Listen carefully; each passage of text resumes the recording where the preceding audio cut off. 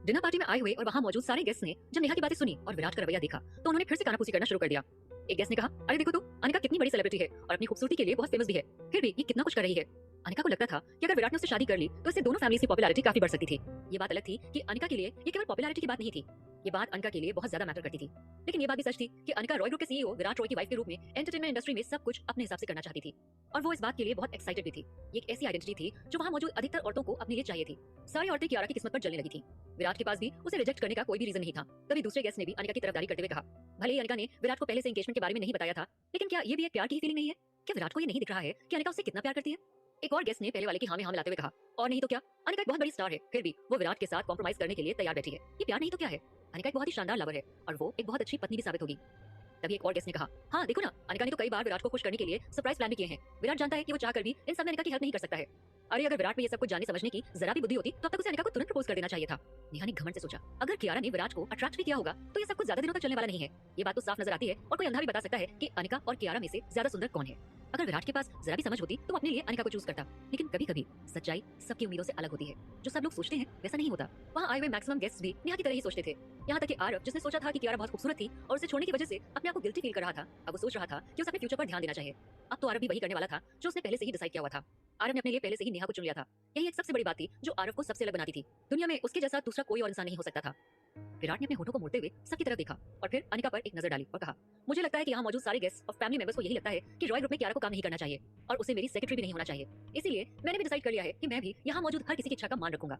ये कहते हुए विराट ने अपने होठों को थोड़ा सा मोड़ लिया और अनिका की तरफ देखा। अनिका को देखकर विराट हल्का सा मुस्कुरा दिया। उसे इस वक्त अनिका की इस हालत की वजह से गिल्ट फील हो रहा था। ये बात भी थी कि विराट के पास वो सब कुछ करने के अलावा और कोई ऑप्शन भी नहीं था जो उसे ठीक लगता था। अनिका बहुत खुश थी। अनिका ने मन ही मन सोचा, मुझे तो लगता है कियारा का साथ देने के लिए जो कुछ भी किया है और जो कुछ भी कहा है वो सब विराट का ही प्रीव्यू होगा। उसने अभी अभी जो कियारा को रॉय ग्रुप में रखने से इनकार किया है वो सब मुझे चिढ़ाने के लिए ही था। मैंने उसे एंगेजमेंट के बारे में नहीं बताया था ना, इसीलिए ये भी मुझसे मजाक ही कर रहा होगा। विराट की हरकतों से पता चल रहा है कि विराट इतना ज्यादा भी कोल्ड हार्टेड नहीं है।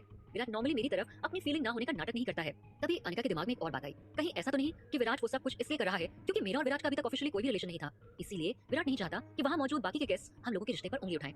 मुझे तो लगता है कि विराट खुद से मेरे लिए सब कुछ करने की सोच रहा होगा और हमने वो सब कुछ बर्बाद कर दिया, इसीलिए विराट इतना गुस्सा हो गया होगा। विराट अनिका को लेकर ये सब क्या करने जा रहा था? अनिका को इस बात की आशा थी कि विराट सबके सामने अनिका को प्रपोज करेगा और अनिका के साथ अपनी शादी अनाउंस करेगा। अनिका ये सब करके कियारा को जलाना चाहती थी। तभी ये शाम और ये डिनर पार्टी सक्सेसफुल होती। ऐसा लग रहा था जैसे विराट ने आखिर कियारा की असली शक्ल देख ही ली थी। तभी विराट की आवाज सुनाई पड़ी, तो फिर ठीक है, कल से कियारा रॉय ग्रुप में काम नहीं करेगी। कियारा ने गुस्से से इस बात का प्रोटेस्ट करते हुए कहा, क्या मैं वहां काम क्यों नहीं करूंगी? इससे पहले कि गौतम फैमिली की घमंड भरी मुस्कान उनके चेहरे से गायब हो जाती, विराट ने फिर से आगे कहना शुरू किया, अब से वो मेरी स्टेट मैनेजर होगी। अब से फ्यूचर तक के लिए मैं अपने घर के सारे मैटर्स कियारा पर ही छोड़ देता हूँ। इतना कहकर विराट ने सीधे कियारा की तरफ देखते हुए उससे कहा, कियारा तुम एनी टाइम रॉय ग्रुप और मेरे घर दोनों जगह बिना रोक टोक के आ जा सकती हो, समझ रही हो ना? अनिका ये देखकर बहुत हैरान थी कि विराट ने क्या कह दिया था। अनिका खुद अब तक कुल मिलाकर 2 बार ही विराट के घर गई थी। पहली बार वो बिना बुलाए अपनी मर्जी से वहां गई थी, तभी विराट ने उसे बिना परमिशन के घर आने के लिए मना कर दिया था।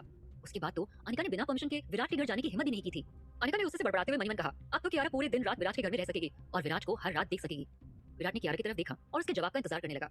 तभी काव्य और काया वापस वहीं आ गए और काया ने एक्साइटमेंट से कहा, मम्मा जल्दी से हाँ बोल दो, अगर आप रेडी हो जाती हैं तो हम रोज ही विराट अंकल के साथ रह पाएंगे। काव्य और काया अभी अभी वहाँ वापस आए थे, इसलिए उन्हें पता नहीं था कि उनके पीछे वहाँ क्या हुआ था। काव्य और काया को तो बस इतना पता था कि उनकी मम्मा को ऑलमोस्ट जॉब से निकाल दिया गया था, लेकिन अब उनकी मम्मा के पास एक नई जॉब थी। इस बात से वो दोनों बहुत खुश थे। काव्य ने आज से पहले भी सुना था कि उनकी मम्मा को जॉब से निकाल दिया जाएगा, लेकिन काव्य ने इस बारे में और नहीं सोचा था। काव्य को डर था कि अगर वो लोग विराट का घर छोड़कर चले जाएंगे तो वो विराट से कभी भी अपने पापा को ढूंढने में मदद नहीं मांग पाएंगे। अब ऐसा लग रहा था कि काव्य और काया की तलाश अभी भी जारी रह सकती थी। वो लोग जब तक विराट के घर में रहते तब तक उन्हें विराट अंकल को अपने इस छोटे से सीक्रेट के बारे में बताने और उनसे हेल्प मांगने का मौका मिल सकता था। ऋषि की कंपनी का फोटोशूट और अपनी पॉकेट मनी दोनों से उन्हें जो पैसा मिलता था उन्होंने वो सारी एक साथ बचत की हुई थी। उसका यूज वो अपने पापा को ढूंढने के लिए करना चाहते थे। माही ने भी बड़ी इच्छा से कियारा को देखा और वो मुस्कुरा दी। माही ने कियारा से हाँ बोलने के लिए अपना सिर हाँ हिला दिया और वो कियारा को हाँ कहकर ये सब करने के लिए इनकरेज कर रही थी। ऋषि ने पहले कभी भी अपने बड़े भाई को किसी औरत की इतनी चिंता करते हुए और सबके सामने ये अनाउंसमेंट करते नहीं देखा था, और ये तो होना नेक्स्ट इम्पॉसिबल था कि विराट किसी को इतनी आजादी दे। ऋषि ने विराट को देखते हुए मन ही मन सोचा, मतलब फ्यूचर में कियारा किसी भी टाइम उसके घर पर आ जा सकती है। क्या मुझे इस बारे में विराट की दादी माँ को बता देना चाहिए? रहने दो, छोड़ो। विराट के अरेंजमेंट की जानकारी जंगल में आग की तरह चारों तरफ फैली जाएगी। माही के आज रात घर वापस पहुंचने से पहले ही दादी माँ को सब कुछ पता चल जाएगा। जल्दी ही सभी को पता चल जाएगा कि विराट और कियारा अब एक साथ रहने वाले थे। विराट की बात सुनकर अनिका बहुत घबरा गई। उसने लगभग हकलाते हुए कहा, विराट तुम ये क्या बोल रहे हो? तुमने तो कहा था कि कियारा गौतम फैमिली में वापस आ जाएगी, अब तुम बोल रहे हो कि वो तुम्हारे घर में रहेगी? ये तो बहुत गलत बात है। वो तुम्हारे घर में क्यों रहेगी? तुम्हारी दादी माँ भी इस बात के लिए राजी नहीं होंगी। विराट ने अनिका को घूरते हुए देखा और कहा, इसमें ना मानने वाली क्या बात है? कियारा पहले से ही मेरे लिए काम करती रही है, अब उसके पास एक एक्स्ट्रा काम होगा। और एक बात, मुझे उसके बच्चे भी काफी पसंद हैं। अगर हम सब एक साथ रहने लगेंगे तो मेरे दिन और भी ज्यादा इंटरेस्टिंग हो जाएंगे, है ना काया? इतना कहकर विराट ने काया की तरफ देखा और उसका सिर सहला दिया। तभी काया ने बहुत ही स्मार्टली जवाब दिया, हाँ मुझे भी विराट अंकल के साथ रहना बहुत अच्छा लगता है। अगर विराट अंकल हमारे साथ रहेंगे तो हमें बहुत अच्छा लगेगा। इतना कहकर काया विराट के गले लग गई। काव्य की बात सुनते ही अनिका हैरान रह गई। उसने काव्य की तरफ घूमते हुए पूछा, और तुम क्या कहते हो काव्य? इससे पहले कि काव्य को जवाब दे पाता, काव्य ने कहा, अब जहाँ मैं रहूंगी वहीं मेरा भाई भी रहेगा। मैं ठीक बोल रही हूँ ना काव्य? इतना कहकर काव्य ने काव्य की तरफ घमंड से देखा। ऐसा लग रहा था जैसे एक भाई का होना दुनिया की सबसे बड़ी खुशी की बात थी। काव्य की बात सुनते ही काव्य ने हाँ में अपना सिर हिला दिया। मैन ऑफ द फैमिली होने के नाते काव्य की रिस्पांसिबिलिटी थी कि वो अपनी बहन और अपनी मम्मा को खुश रखे, और काव्य ये करना बहुत अच्छे से जानता था। ये सुनते ही सारिका ने मुस्कुराते हुए काव्य का हाथ पकड़कर अपनी तरफ खींच लिया और बोली, नहीं, ये अरेंजमेंट ठीक नहीं है। इन दोनों बच्चों को पढ़ाना, लिखाना और इनकी अच्छे से देखभाल करना गौतम फैमिली की रिस्पांसिबिलिटी है। हम तुम्हें इसके लिए परेशान नहीं कर सकते विराट। पर एक बात और भी है कि तुम पहले से ही काफी ज्यादा बिजी रहते हो, अब ऐसे में तुम उनका ध्यान कैसे रख पाओगे? ये बच्चे तुम्हें परेशान कर देंगे। सारिका की बात सुनते ही काव्य ने अपनी कलाई को सारिका से छुड़ाते हुए कहा, जाने दो मुझे आपके साथ नहीं रहना। मुझे आप पसंद नहीं हो। आपने मुझे और मेरे भाई को हर्ट किया है। इतना कहते ही काया की आंखों में आंसू भर गए। तभी नेहा ने कहा, कियारा ने अपने बच्चों को अच्छे से पाला पोसा नहीं है। अब काया के हाथ में चोट लग गई है और वो इस समय इसका दोष भी मेरी मम्मा पर ही लगा रही है। ये इतनी छोटी है और इतनी बड़ी प्लानिंग कर रही है। तुम्हें तो गौतम फैमिली में वापस आना ही होगा ताकि हम तुम लोगों की देखभाल अच्छे से कर पाएं और तुम्हें अच्छी शिक्षा दे पाएं। विराट अच्छे से जानता था कि काया को गौतम परिवार की शिक्षा की कोई जरूरत नहीं थी। विराट ने काया को अपनी तरफ खींच लिया और उसकी कलाई को देखा। विराट ने देखा कि काया की कलाई पर चुटकी काटने के निशान बने हुए हैं। सारिका ने गुस्से में काया के हाथ पर काफी जोर से चुटकी काटी थी, जिसकी वजह से काया का हाथ नीला पड़ गया था। ये देखते ही विराट और भी ज्यादा नाराज हो गया। विराट डेफिनेटली इस बात को याद रखने वाला था और मौका मिलते ही सारिका से इस बात का बदला जरूर लेने वाला था। विराट सारिका से इसका बदला कैसे लेगा? विराट की दादी गायत्री देवी को इन सब के बारे में पता चला तो क्या होगा? कहीं इन सब की वजह से आने वाला समय कियारा के लिए और ज्यादा मुश्किलें बढ़ाने वाला तो नहीं होगा? सारिका ने नेहा की तरफ घूमते हुए कहा, नेहा, अब तुम कुछ और मत बोलो। हम सब एक परिवार हैं। अगर अभी बच्चे कुछ नहीं जानते हैं तो कोई बात नहीं, सीख जाएंगे। भविष्य में ऐसे बहुत सारे मौके आएंगे जब इन्हें अच्छे से बिहेव करना होगा। लेकिन इस वक्त सबसे इंपॉर्टेंट बात यह है कि ये लोग अपनी फैमिली के पास वापस लौट आए। अब वो लोग इन सब मामले में विराट पर विश्वास नहीं कर सकते थे, इसीलिए सारिका को खुद इस लड़ाई में उतरना पड़ा। काव्य और काय को देखकर सारिका मुस्कुराई और जितना ज्यादा हो सके उन्हें मनाने की कोशिश करने लगी। सारिका ने काव्य की तरफ देखते हुए कहा, तुम लोग तो कितने अच्छे बच्चे हो, आओ मेरे पास आओ। तुम लोग यही रहने के लिए आ जाओ। यहाँ पर तुम्हारा ध्यान रखने के लिए और तुम्हारा काम करने के लिए बहुत सारे हाउस हेल्पर्स हैं। अगर तुम गौतम फैमिली में वापस आ जाते हो तो फ्यूचर में भी तुम्हें कोई स्कूल में परेशान करने की या बुली करने की कोशिश नहीं करेगा। काय ने अपनी बड़ी बड़ी आंखें झपकाते हुए कहा, हमें स्कूल में कोई बुली नहीं करता। इनफैक्ट स्कूल के सारे बच्चे हम दोनों को बहुत ज्यादा पसंद करते हैं। काया का जवाब सुनते ही वहाँ आस-पास खड़े लोग मुस्कुराए बिना नहीं रह पाए। सारिका ने सोचा होगा कि दोनों बच्चों का स्कूल भी सारिका की कंपनी की तरह ही होगा, जहाँ पर स्ट्रॉन्ग और पावरफुल लोग अपने से जूनियर और कमजोर लोगों को परेशान करते होंगे। इसके अलावा काव्य और काया दोनों ही बहुत प्यारे थे। काया तो बहुत ही ज्यादा प्यारी थी और काव्य छोटे से चेहरे वाला एक बड़ा समझदार और मैच्योर लड़का था। वो एक ही नजर में किसी भी इंसान के दिल को पिघला सकता था। ऐसे में कोई उन्हें धमकाने के बारे में सोच भी कैसे सकता था? तभी काया ने एक्साइटेड होकर कहा, दीपक अंकल हम लोगों को स्कूल छोड़ने जाते हैं। आप लोगों को पता है उन्होंने मेरे क्लास के सारे बच्चों के लिए कपकेक्स भी खरीद कर दिए थे और वो कपकेक्स खाने के बाद क्लास के सारे बच्चे मेरे फ्रेंड्स बन गए थे। काया की बात सुनते ही कियारा की तेज इच्छा हुई कि वो काया का मुंह बंद करवा सके। इतना सब सुनने के बाद तो गौतम फैमिली गुस्से से और भी ज्यादा पागल हो सकती थी। दीपक रॉय फैमिली का एक बहुत ही पुराना और वफादार ड्राइवर था। उसने पिछले कई सालों से रॉय फैमिली के लिए काम किया था। ये तो अच्छी बात थी कि सारिका को उस नौकर में बहुत ज्यादा इंटरेस्ट नहीं था। सारिका ने मन में सोचा, काव्य और काया ने मेरे प्रपोजल को ठीक से सुना भी नहीं और तुरंत ही उस पर मना कर दिया। अब मुझे समझ में नहीं आ रहा कि मुझे इन सब में क्या करना चाहिए। कियारा ने सारी बात सुनते ही डिसाइड किया, ठीक है, अगर विराट सर कहते हैं कि मैं उनकी स्टेट मैनेजर बन गई हूँ तो मुझे इस काम को करने की कोशिश करनी ही होगी। वैसे भी ये काफी अच्छा प्रपोजल है, इसीलिए मुझे इसे एक्सेप्ट करने में कोई प्रॉब्लम नहीं होनी चाहिए। अपने मनी मन सब कुछ डिसाइड करने के बाद कियारा ने कहा, मुझे लगता है कि विराट सर का दिया हुआ ये सुझाव बहुत अच्छा है। मैं विराट सर के घर को मैनेज करने में उनकी हेल्प करूंगी। अगर कंपनी के मैटर में भी मैं कुछ मदद कर सकती हूँ तो मैं जरूर करूंगी। जब सही समय आएगा तो विराट सर मेरी सैलरी भी बढ़ा देंगे और जरूरत पड़ने पे राहुल भी मेरी हेल्प कर देगा। इतना कहकर कियारा चुप हो गई और वहाँ मौजूद सभी की आंखों में देखने लगी। सभी को चुप देखकर कियारा ने आगे कहा, भले ही इस वक्त मेरे दादाजी के शेयर्स मेरे कंट्रोल में नहीं है, मेरे अकाउंट में बहुत सारा पैसा भी नहीं है, इसीलिए आप लोगों को लगता है कि मैं गरीब हूँ और मैं कुछ भी नहीं कर पाऊंगी। लेकिन ये गलतफहमी आप अपने दिमाग से निकाल ही देना कि कियारा कमजोर है। कियारा ने डिसाइड किया कि अगर उसे ये सब कुछ करना ही था तो खुशी खुशी क्यों नहीं कर सकती थी। विराट भी इस बात पर एग्री हो गया। वैसा उसके लिए बहुत छोटी सी बात थी। अगर ये औरत एक ओबीडिएंट फॉर्म में विराट की बात मानेगी और विराट का कहना पूरा करेगी तो इस बात के लिए कियारा को विराट से डेफिनेटली कुछ प्रॉफिट शेयर तो मिलने ही वाले थे। जब सभी ने देखा कि विराट का रवैया कियारा और उसके बच्चों को लेकर बहुत ज्यादा प्रोटेक्टिव था तो उन्हें समझ में नहीं आया कि उन्हें गौतम फैमिली का साथ देना चाहिए या रॉय फैमिली का। बिना सोचे समझे कोई भी इस वक्त कुछ नहीं बोलना चाहता था। तभी नेहा के एक इशारे पर मीडिया वहाँ इकट्ठा हो गई। एक रिपोर्टर ने तुरंत ही विराट से सवाल किया, मिस्टर विराट, मैंने तो सुना था कि आप और अनिका एक कपल की तरह रह रहे हैं, लेकिन आपने तो उसके बारे में कोई अनाउंसमेंट नहीं की है। कहीं ऐसा तो नहीं कि आपको अनिका की सेलिब्रिटी होने की चिंता थी? मैंने तो सुना था कि आज की ये डिनर पार्टी आपकी और अनिका की सगाई की खुशी में ही ऑर्गेनाइज की गई है। तो आप बताइए कि यहाँ जो कुछ हुआ आप इस सारे इंसिडेंट्स पे क्या बोलना चाह रहे हैं? राहुल ने तुरंत ही आगे आकर विराट को कुछ खबर देते हुए मीडिया रिपोर्टर को गौर से देखा और फिर एक नजर उस सारे इंसिडेंट्स पे डाली। राहुल ने उस रिपोर्टर को घूरते हुए देखा और कहा, तुम एक रिपोर्टर हो, तुम ये कैसे भूल गए हो कि रिपोर्टर्स को झूठ नहीं बोलना चाहिए? इतना ही नहीं, तुम झूठ बोलने के साथ साथ सच को भी तोड़ मरोड़ कर यहाँ दिखा रहे हो और अफवाहें फैलाने की कोशिश कर रहे हो। क्या यही तुम लोगों के एटिकेट्स है? इतना कहने के बाद राहुल ने पीछे मुड़कर अपने असिस्टेंट परम को ऑर्डर देते हुए कहा, परम, तुम इन सभी रिपोर्टर्स के बारे में सारी डिटेल्स नोट डाउन करके मुझे दे देना और हाँ, एक बात और पता लगाना कि ये किस मीडिया आउटलेट से जुड़े हुए हैं। जैसे इनकी डिटेल्स तुम्हारे हाथ में आ जाए, इनके मैनेजर से कहना कि इन लोगों का ध्यान रखें। राहुल की बात सुनते ही पीछे से एक और रिपोर्टर की आवाज आई, नहीं, मेरे मैनेजर को कॉल करने की कोई जरूरत नहीं है, हम लोग यहाँ सिर्फ डिनर पार्टी में इनवाइटेड गेस्ट हैं। मुझे तो अनिका के लिए बहुत बुरा लगा था, इसीलिए बस इस तरह के सवाल करने लगे। अगर मिस्टर विराट इस बात से ऑफेंड हुए हैं तो आई एम एक्सट्रीमली सॉरी। उस आदमी ने जवाब दिया। हर कोई अनिका के बारे में ही जानना चाह रहा था। हर कोई चाहता था कि अनिका और विराट एक कपल की तरह बन जाएं। विराट ने बिना किसी एक्सप्रेशन के मुस्कुराते हुए अपनी जगह से खड़े होकर कहा, अच्छा, तुम्हें पता भी है अनिका कैसी है? विराट की बात सुनते ही रिपोर्टर झिझकने लगा, लेकिन उसे हार नहीं मानी और बोला, ठीक है। उस आदमी की बात सुनते ही विराट ने घूरते हुए अपने सामने खड़े रिपोर्टर को देखा। ये रिपोर्टर अब तक का सबसे ज्यादा जिद्दी रिपोर्टर था जो विराट को मिला था। अगर अभी भी वो रिपोर्टर विराट को परेशान करता रहेगा तो विराट भी इस बात का ख्याल रखेगा कि कोई भी मीडिया आउटलेट उस रिपोर्टर को फिर कभी काम पर रख ना पाए। तभी उस रिपोर्टर ने बात संभालते हुए कुछ कहने की कोशिश की, लेकिन विराट ने उसकी बात काट दी और कहा, ठीक है, तुम्हें कहानी ही तो चाहिए है ना, यहाँ बहुत सी कहानियां हैं। आज मेरा यहाँ आने का इरादा तुम्हें बस ये बताने का था कि कियारा गौतम फैमिली में वापस कभी लौट कर नहीं आएगी, इसीलिए उसे और ज्यादा परेशान करने की कोई जरूरत नहीं है। आखिर अब वो मेरी स्टेट मैनेजर है। यहाँ तक कि अगर कभी कोई भी कियारा को परेशान करने की कोशिश करता है तो समझ लेना कि उसने कियारा को नहीं, मुझे परेशान किया है। और इस बात का तो मुझे विश्वास है कि आप में से कोई भी विराट को परेशान नहीं करना चाहेगा। समझ गए सभी? तभी एक रिपोर्टर ने विराट से सवाल किया, मिस्टर विराट, आपके ये सब बोलने का मतलब क्या है? वहां पर आए हुए अभी भी बहुत से रिपोर्टर्स विराट से बहुत सारे सवाल पूछना चाहते थे, लेकिन विराट की इनडायरेक्ट धमकी के बाद किसी ने भी विराट से कुछ भी पूछने की हिम्मत नहीं की। उनमें से कुछ रिपोर्टर्स ऐसे भी थे जिन्हें अपनी मौत का भी डर नहीं था। वो लगातार विराट से सवाल पूछने की कोशिश कर रहे थे। उनके सवाल पूछने के पीछे का मेन रीजन सारिका थी। उन लोगों ने सारिका से पैसे लिए थे ताकि वो कियारा को ह्यूमिलिएट कर सके। अब कुछ भी हो जाए उन्हें ये काम करना ही होगा, बस वो इसी मजबूरी में ये सब कुछ कर रहे थे। एक और रिपोर्टर ने सवाल किया, ये सब तो ठीक है मिस्टर विराट, यहाँ सब कुछ रेडी है, जो भी कुछ हुआ वो शायद आपकी जानकारी में होगा ही। आप यहाँ आए, सगाई की तैयारी हुई, अंगूठी तैयार थी, अनिका भी रेडी थी, और आपने लास्ट मोमेंट पे आके मना कर दिया कि ये सगाई नहीं थी। ऐसे में आपको क्या लगता है कि आप इतनी आसानी से बचकर जा पाएंगे? आपको जवाब तो देना ही होगा। तभी विराट ने ताली बजाते हुए कहा, अरे वाह, तुम तो बहुत बढ़िया रिपोर्टर हो। चलो तुम्हारी तारीफ बाद में करते हैं, पहले मुद्दे पे आते हैं। तो बताओ किस अंगूठी के बारे में बात कर रहे हो? तभी रिपोर्टर ने कहा, मिस्टर विराट, वही अंगूठी जो उन दोनों बच्चों को मिली थी। विराट ने उस रिपोर्टर की आंखों में देखते हुए कहा, अब अगर वो अंगूठी उन दोनों बच्चों को मिली थी तो उन दोनों की ही होनी चाहिए। जैसा कि नीतू ने कहा था, उस हिसाब से उन लोगों के अलावा और किसी को पता नहीं था कि कोई अंगूठी थी भी या फिर कोई सगाई होने वाली थी। जब किसी को पता ही नहीं था तो कैसा अरेंजमेंट और कैसी सगाई? तभी राहुल ने अपना सिर हिलाते हुए कहा, मिस्टर विराट बिल्कुल ठीक बोल रहे हैं। कोई भी विराट सर को किसी भी बात के लिए राजी करने के लिए मजबूर नहीं कर सकता है। गौतम फैमिली समझ ही नहीं पा रही थी कि वो क्या करने की सोचकर बैठे थे और क्या हो रहा था। सब कुछ सोच सोचकर उनका दिमाग चकरा रहा था। उनका खेल उन पर ही उल्टा पड़ने वाला था। तभी विराट ने अपना आइडिया चेंज कर दिया और उसने कहा, ठीक है, उस अंगूठी के बारे में भूल जाओ, वो सच में बेकार थी। अगर बच्चे चाहें तो उसे नेहा को दे सकते हैं। नेहा का नाम आते गेस्ट में फिर से कानाफूसी शुरू हो गई। उन सभी गेस्ट की कानाफूसी सुनते हुए विराट ने आगे कहा, हाँ, अब वो अंगूठी सगाई की ही है, तो क्या फर्क पड़ता है कि सगाई अनिका की हो या नेहा की? अब जब अनिका की सगाई नहीं हो रही थी तो वो अंगूठी आरव को दी जा सकती है, जिसकी वजह से नेहा और आरव की शादी हो जाएगी। वैसे भी ये दोनों शादी करने ही वाले हैं। इतना कहकर विराट काया की तरफ घूम गया और काया से कहा, काया बेटा जाओ और रिंग आरव अंकल को देकर आओ। काया ने भी विराट की बात मानते हुए वो अंगूठी का बॉक्स अपने हाथ में लिया और आरव के पास चली गई, जो नेहा के पास ही खड़ा था। काया ने अंगूठी का बॉक्स आरव को दे दिया। विराट ने ज्यादा कुछ नहीं कहा, लेकिन ये बात साफ समझ में आ रही थी कि विराट कियारा की तरफदारी कर रहा था। वहां मौजूद सारे गेस्ट में फिर से हंगामा होना शुरू हो गया। कियारा सबसे अलग थी। उसने विराट का सामना किया और पूरे समय उसी के साथ खड़ी रही। कियारा जानती थी कि इसकी वजह से विराट उससे नाराज हो सकता था और उसे सजा भी दे सकता था। कियारा को भी अब तक इन सब की आदत पड़ गई थी। जब लोगों ने देखा कि विराट और कियारा अभी भी साथ ही चल रहे थे तो लोगों ने बातें बनाना शुरू कर दिया। देखो ये कियारा कितनी तेज है, इस कियारा ने तो विराट को भी अपनी उंगली पर नचाना शुरू कर ही दिया। अब तक बहुत देर हो गई थी और कियारा वापस जाने के लिए तैयार हो गई थी। कियारा ने जो भी कुछ देखा था वो एक दिन के लिए परफेक्ट नौटंकी थी। हर कोई मानता था कि उनका रिश्ता इतना आसान नहीं था। जिन्हें लगता था कि गौतम फैमिली ने एक शाम के लिए कियारा को एक गरीब और दीन दुखी लड़की बनाने की कोशिश की थी, लेकिन अब गौतम फैमिली को भी लगने लगा था कि कियारा इतनी तेज हो गई थी कि उसने विराट को ही अपने झांसे में फंसा लिया था। एक रात के लिए इतना ड्रामा ही काफी था। क्या ये ड्रामा इतना ही था या अभी भी कुछ होना बाकी था? क्या विराट इन सबको इतनी आसानी से छोड़ने वाला था? इस पूरे इंसिडेंट के बाद सारिका को भी डर लगने लगा था। उसे लगने लगा था कि कहीं विराट को पता न चल जाए कि सारिका अनिका के साथ मिलकर कोई बहुत बड़ा राज छुपाने की कोशिश कर रही थी। ये पता चलते ही विराट जरूर कुछ न कुछ भयंकर कर सकता था। सारिका ने बड़बड़ाते हुए कहा, कहीं किसी को 4 साल पहले वाली उस रात के बारे में पता न चल जाए। तभी विराट को सारिका का बड़बड़ाना सुनाई दे गया। विराट ने सारिका को घूरकर देखा। कियारा को पता नहीं था कि उस बारे में क्या बात हो रही थी। कियारा ने झिझकते हुए कंफ्यूजन से पूछा, 4 साल पहले? इससे पहले कि कोई भी कुछ बोल पाता तभी विराट ने सारिका को टोकते हुए कहा, 4 साल पहले जो भी कुछ हुआ था उसका आज से कोई लेना देना नहीं है। विराट की बात सुनते ही सारिका ने थोड़ी राहत की सांस ली और विराट ने आगे कहा, ये कोई एंगेजमेंट पार्टी नहीं है, लेकिन रॉय ग्रुप और गौतम फैमिली फ्यूचर में भी एक दूसरे को ऐसे ही सपोर्ट करते रहेंगे। मिसेस सारिका, आप मेरे असिस्टेंट राहुल से मिलकर इसके बारे में जो भी जरूरी बातें हैं कर लीजिएगा। उसके बाद हम डिसाइड करेंगे कि आगे करना क्या है। जब अरविंद ने ये सुना कि रॉय ग्रुप अभी भी उनके साथ बिजनेस करना जारी रखेगा तो वो बहुत खुश हो गया।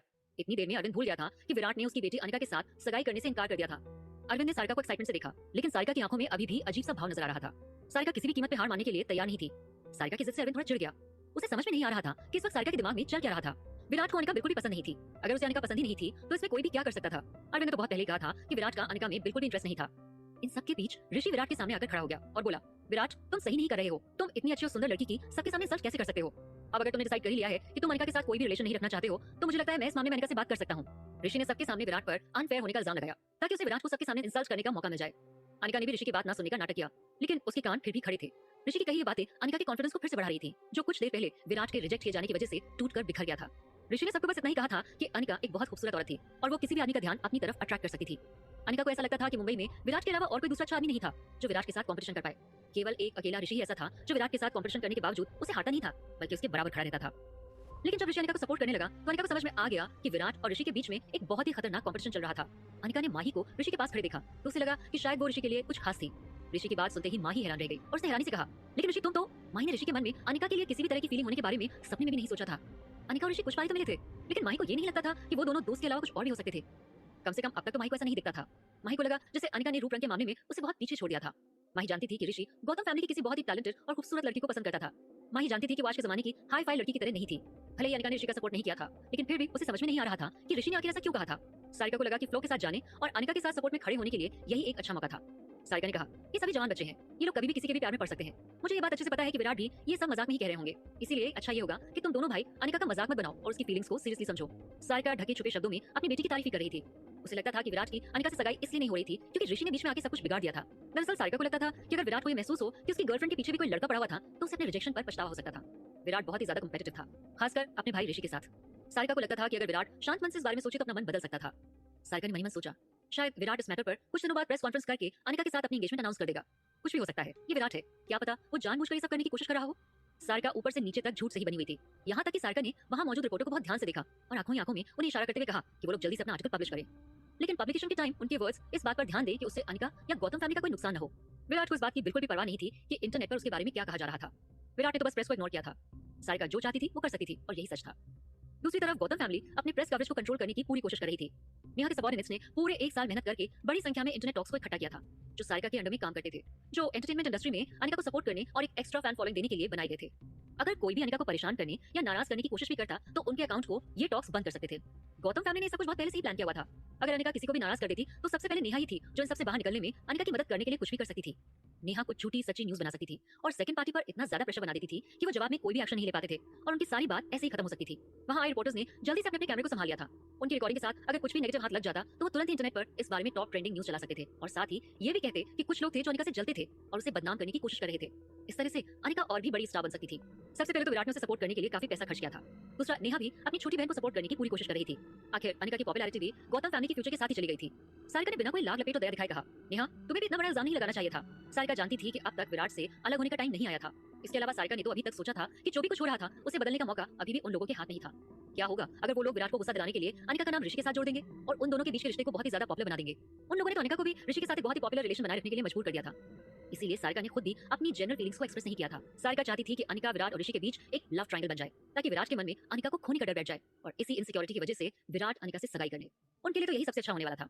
तभी सारिका ने बेबसी से मुस्कुराते हुए कहा, एज अ पेरेंट हम लोग बस तुम्हें कुछ एडवाइस ही दे सकते हैं, बाकी फैसला लेना या ना लेना तुम लोगों के हाथ में है। वैसे भी सीईओ विराट हम लोग तो बाहर वाले आदमी हैं, हम आपके लिए कोई भी फैसला नहीं ले सकते। सारिका ने बेबसी से मुस्कुराते हुए अरविंद की बाह पकड़ ली। तभी वहां मौजूद गेस्ट की भीड़ में कानाफूसी होना शुरू हो गई और एक आदमी की आवाज आई, अजीत, गौतम, अरविंद और नेहा की तरह ये लोग अनिका को भी प्रेम करने से नहीं रोक सकते, वो लोग चाहकर भी रोक नहीं पाएंगे। गेस्ट की भीड़ ने अपने हिसाब से कानाफूसी करते हुए 1 और 1 11 बनाना शुरू कर दिया। वो लोग इस बात को जानने के लिए बहुत ज्यादा एक्साइटेड थे कि अनिका लास्ट में किसे चूज करने वाली थी। ऐसा लग रहा था जैसे अनिका को विराट ने कभी भी एक्सेप्ट नहीं किया था, इसीलिए अनिका उससे बदला लेने की सोच रही थी। ऋषि ने आंखों ही आंखों में अनिका का शुक्रिया करते हुए खुश होकर अनिका की तरफ देखा। अनिका ने कभी भी विराट को इस तरह से रोकने टोकने की कोशिश नहीं की थी। ये ऐसा लग रहा था जैसे विराट ने कभी भी अनिका को रिजेक्ट ही नहीं किया था। ऋषि भी इन सबके रिएक्शन में खुश हुआ और अनिका को देखते हुए मुस्कुराया।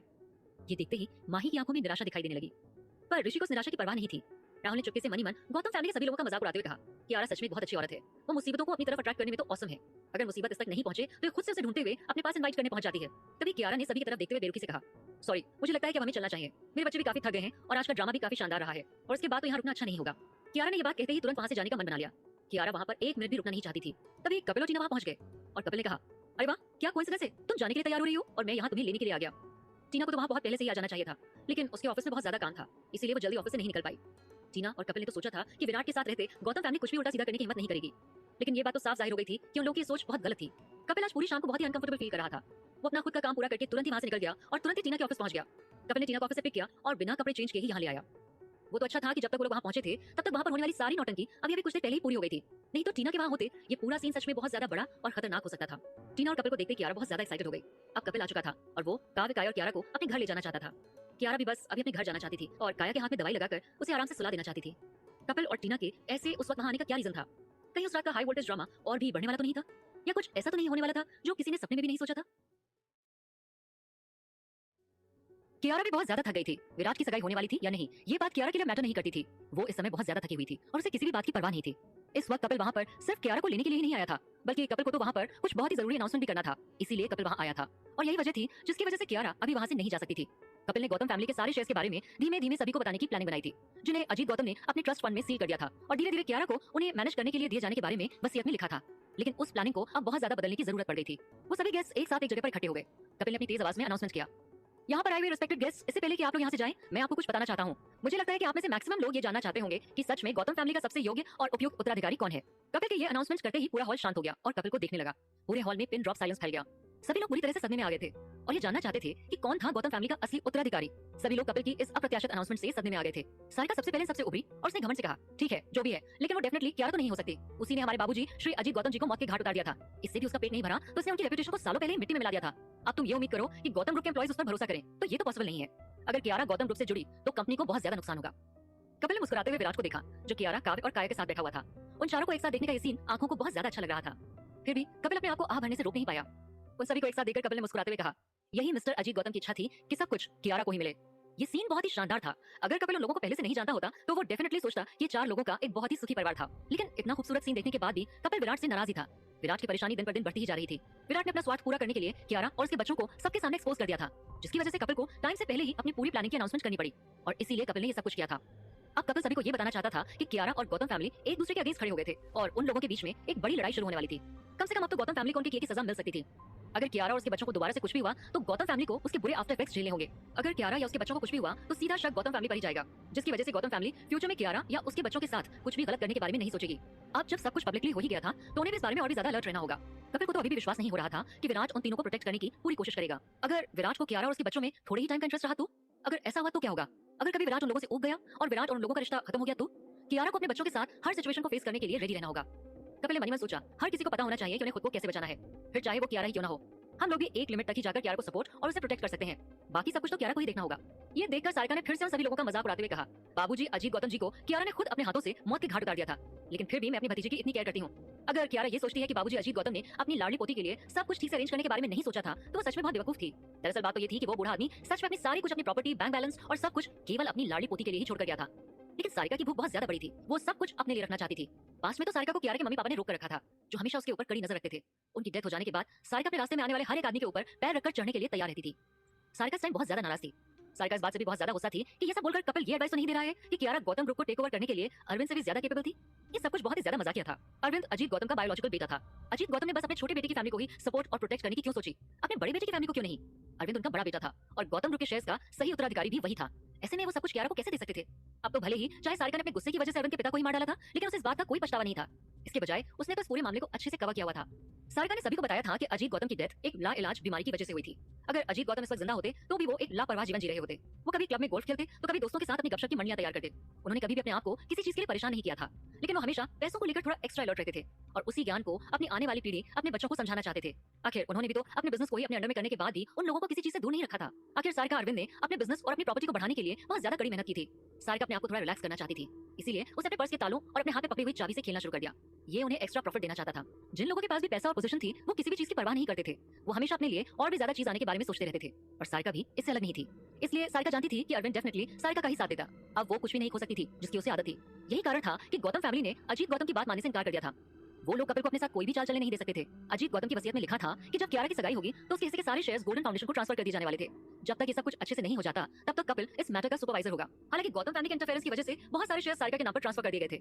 इसलिए पिछले कई सालों से गोल्डन फाउंडेशन के अकाउंट में कोई भी प्रॉफिट नहीं था और न ही गौतम फैमिली ने गोल्डन फाउंडेशन के अकाउंट में कोई अमाउंट डिपॉजिट करवाया था। इसीलिए कियारा को अपनी विरासत से एक भी पैसा नहीं मिला था। इसमें कोई हैरानी की बात नहीं थी कि इसी की वजह से कियारा की पूरी जिंदगी बहुत ज्यादा दयनीय हो गई थी। कियारा पिछले काफी समय से टीना और कपिल पर ही विश्वास कर पा रही थी। रॉय ग्रुप में एक इंटरव्यू देने और विराट की सेक्रेटरी बनने के बाद ही कियारा और उसके बच्चों का जीवन थोड़ा बेहतर हो पाया था।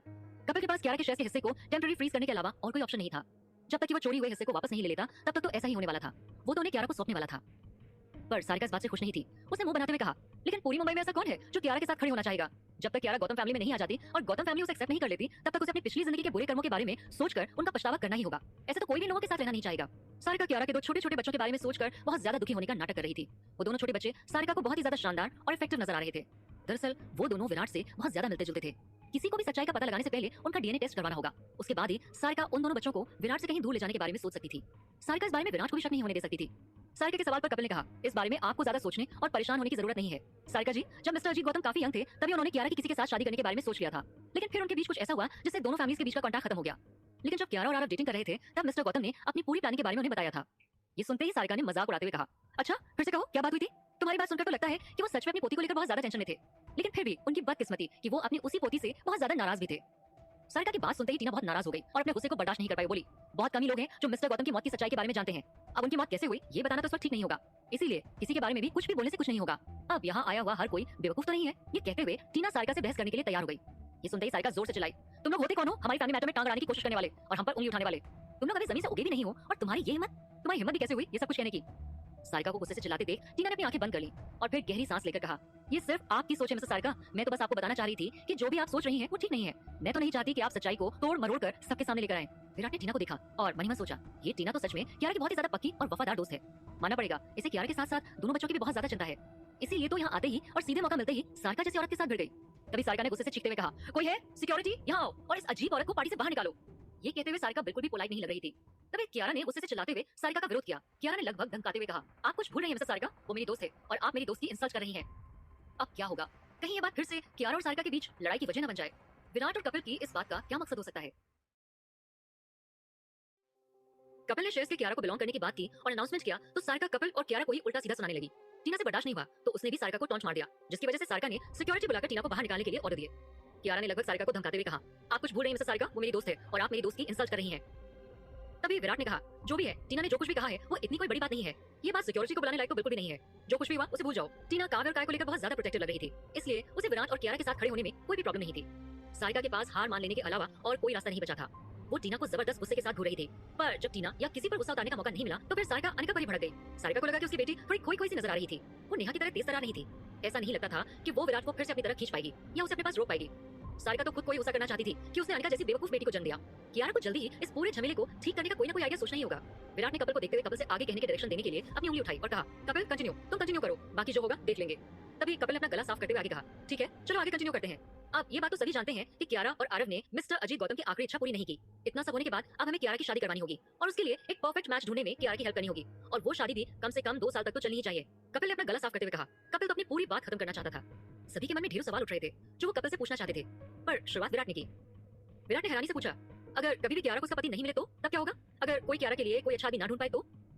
कपिल ने जवाब दिया, फिर तो कियारा अपना पार्टनर खुद ही चूज करेगी। इसका मतलब है कि कियारा ही अपने लिए सारी डिसीजन लेगी और ना ही कोई उसे प्रेशराइज कर सकता है और ना ही कोई बता सकता है कि वो क्या करे और क्या नहीं। कपिल के वर्ड से वहां के मौजूद सारे गेस्ट्स में कानाफूसी होने लगी। ये सच में एक बहुत ही अट्रैक्टिव प्रपोजल हो सकता था। ये लालच सच में बहुत बड़ा था। पार्टी में आया हुआ हर एक आदमी अचानक से कियारा को ललचाई हुई आंखों से देख रहा था। जो हो रहा था उसे देखकर तो राहुल ने भी महसूस किया कि कपिल ने अभी अभी जो कहा था वो आधी बात थी। अगर आज ये बात क्लियर नहीं हुई तो उसका बॉस उसे मार डालेगा। इसीलिए राहुल ये सब जानने के लिए जो कुछ भी कर सकता था वो करने की सोच रहा था। कियारा एक बहुत ही खूबसूरत औरत थी और वो इस वक्त काफी अच्छी भी लग रही थी और राहुल को इस सब कुछ सोचकर बहुत ही अच्छा लग रहा था कि अब तो कियारा इतनी बड़ी प्रॉपर्टी और इतने सारे शेयर्स की मालकिन भी बनने वाली थी कि उसके बारे में कुछ कहना ठीक नहीं होगा। ये बात वहाँ क्या कहीं के भी किसी को भी पसंद नहीं आने वाली थी, पर कियारा इन सबसे अनअफेक्टेड थी। उसे शादी की कोई उम्मीद नहीं थी। उसके 2 बच्चे थे जिन पर उसे ध्यान देना था। कम से कम कियारा के पास कहने के लिए सही, पर एक रिलेशन तो था ही। कियारा और विराट के बीच का एक बहुत ही कॉम्प्लिकेटेड रिश्ता था और आज के इंसिडेंट के बाद तो हर कोई इस बात पर विश्वास कर ही लेता कि कियारा और विराट का कोई तो रिश्ता था। ऐसे में ऐसा कौन ही होगा जो कियारा से शादी करने के बारे में सोच सकता था? कियारा की लाइफ बहुत ही ज्यादा कॉम्प्लिकेटेड थी। विराट के साथ कियारा की कंडीशन देखते हुए ऐसा कोई आदमी नहीं था जो उससे शादी करना नहीं चाहता होगा। इसके अलावा कियारा ने भी अपने बहुत सारे अमीर आदमियों की इंसल्ट की थी, स्पेशली उनकी जो आरव के जैसे बहुत ही रिस्पेक्टेड दिखते थे और उनके मन में हमेशा दूसरों के लिए गलत भावनाएं होती थी। ऐसे लोग जो हमेशा कियारा को बताना चाहते थे कि वो उससे प्यार करते थे और जरूरत पड़ने पर कियारा की प्रॉपर्टी और पैसा लेने के लिए उसकी जान तक लेने के लिए तैयार हो सकते थे। इससे अच्छा तो ये होगा कि कियारा अकेली रहे और ऐसे ही अपनी जिंदगी शांति से गुजार दे। रही बात गौतम ग्रुप के उसके शेयर्स की, तो कपिल उन्हें मैनेज करने में कियारा की मदद के लिए हमेशा तैयार था। अब तो कियारा की जिंदगी का इकलौता मकसद उसके दादाजी की मौत का बदला लेना था और बाकी चीजों की उसे कोई परवाह नहीं थी। कियारा के दादाजी ने कहा कि अगर कोई भी फैमिली बहुत ज्यादा अमीर और पावरफुल होना चाहती है तो उन्हें सबकी बहुत बड़ी कीमत चुकानी पड़ती है। लेकिन कियारा ने ये नहीं सोचा था कि ये सब कुछ करने में सबसे बड़ी कीमत तो कियारा के दादाजी को ही चुकानी पड़ी थी। उन्हें अपना सब कुछ इतना बड़ा बनाने के बाद भी अपने ही परिवार के हाथों मारा जाना था। कियारा चाहती थी कि अरविंद और सारिका से अपने दादाजी के कत्ल और बदला लेने के बाद वो मुंबई से काफी दूर चली जाए और वहां जाकर एक शांत जिंदगी बिताए। इस सारी अनाउंसमेंट के समय आरव और ऋषि दोनों ही एक साथ आकर खड़े हो गए थे। दोनों ही कपिल की इस अनाउंसमेंट और कियारा के लाइफ पार्टनर ढूंढने की बात पर हैरानी से बातें कर रहे थे। आरव से बात करते हुए ऋषि ने धीरे से कहा, तुम्हारे कहने का मतलब है कि कियारा से शादी करने का मतलब है कि गौतम फैमिली की आधे से ज्यादा प्रॉपर्टी को हासिल कर लेना? इंटरेस्टिंग। ऋषि की बात सुनते ही आरव के चेहरे पर कोई एक्सप्रेशन दिखाई नहीं दिए तो ऋषि ने आगे कहा, क्या तुम पहले से ही कियारा के दादाजी अजीत गौतम जी की आखिरी इच्छा के बारे में जानते थे या तुम्हें भी बाकी लोगों के जैसे अभी ही पता चला है? आरव की आंखें गहरी थीं। उन्हें क्या चल रहा था ये बात कोई भी नहीं बता सकता था। आरव ने ऋषि के सवाल का सीधा जवाब नहीं दिया और बातें गोल मोल घुमाते हुए कहा, अब ये तो कोई भी नहीं बता सकता कि किसका भाग्य कहाँ जाकर जुड़ा हुआ है। जब तक कहानी खत्म नहीं हो जाती तब तक कोई नहीं बता सकता कि अंत क्या था और अंत तक कैसे पहुंचा जा सकता था। ऋषि ने आरव की तरफ देखते हुए अपना सिर हिलाकर कहा, ये तो सच है, पर मैं तुमसे तुम्हारा ओपिनियन जानना चाह रहा हूँ। आरव, तुम इस बारे में क्या सोचते हो? आरव ने कुछ नहीं कहा और बस वहीं चुपचाप आसपास देखता रहा। सारिका ने अभी तक कपिल के कहे शब्दों को सीरियसली नहीं लिया, पर लोगों का ध्यान कपिल की बातों से हटाने के लिए सारिका ने कपिल के ऊपर ही ब्लेम लगाना शुरू कर दिया। कपिल, तुमने यहाँ आकर हमारी डिनर पार्टी को बर्बाद कर दिया। ये तुमने बिल्कुल भी अच्छा नहीं किया है। सारिका ने अपने सामने खड़े वकील को सीरियसली नहीं लिया था। गौतम फैमिली अभी भी विराट के साथ एक कोलैबोरेशन में थी। ऐसे में कपिल सच में उन सभी के खिलाफ खड़े होने की कोशिश भी कैसे कर सकता था? वैसे भी कपिल इस सारे आर्गुमेंट्स को इस डिनर पार्टी में कंटिन्यू नहीं करना चाहता था। वैसे भी उन लोगों के पास फ्यूचर में इन सब टॉपिक्स को लेकर लड़ने के लिए काफी वक्त था। आज रात की डिनर पार्टी में कपिल के आने का मेन मोटिव सबको ये बताना था कि कियारा ही गौतम फैमिली की इकलौती और कानूनी उत्तराधिकारी थी। अब विराट सगाई तो करना नहीं चाहता था, इसलिए किसी ने भी विराट के कुछ ना कहने पर सवाल करने की हिम्मत नहीं की। ये बात अलग थी कि विराट को पता था कि हर कोई उस वक्त क्या सोच रहा था, और इसीलिए विराट ने अपने ऊपर से सबका ध्यान हटाने के लिए सारिका की तरफ देखा और उसे याद दिलाया, वैसे सारिका, आप शायद भूल रही हैं कि आज आपने इस डिनर पार्टी को क्यों रखा था। मुझे लगता है कि आप शायद सबके साथ अपनी कोई खुशी बांटना चाहती थी। आप शायद कोई गुड न्यूज़ सुनाने वाली थी। जब सारिका ने विराट की बातें सुनी तो वो हैरान रह गई। अनिका भी इस बात से बहुत गुस्सा हुई और उसका मन तो विराट को मारने का करने लगा। अनिका ने मन ही मन सोचा, खुशखबरी? कैसी खुशखबरी? तुमने तो सब कुछ बर्बाद कर दिया है, अब बचा ही क्या है? ये डिनर पार्टी अब खुशखबरी वाली पार्टी तो रही नहीं। डिनर पार्टी में सिर्फ एक ही खुशखबरी अनाउंस होने वाली थी, वो थी हमारी एंगेजमेंट। जब एंगेजमेंट ही नहीं हो रही तो कैसी खुशखबरी, कैसी डिनर पार्टी? एक मिनट, कहीं विराट हमें भड़काने की कोशिश तो नहीं कर रहा?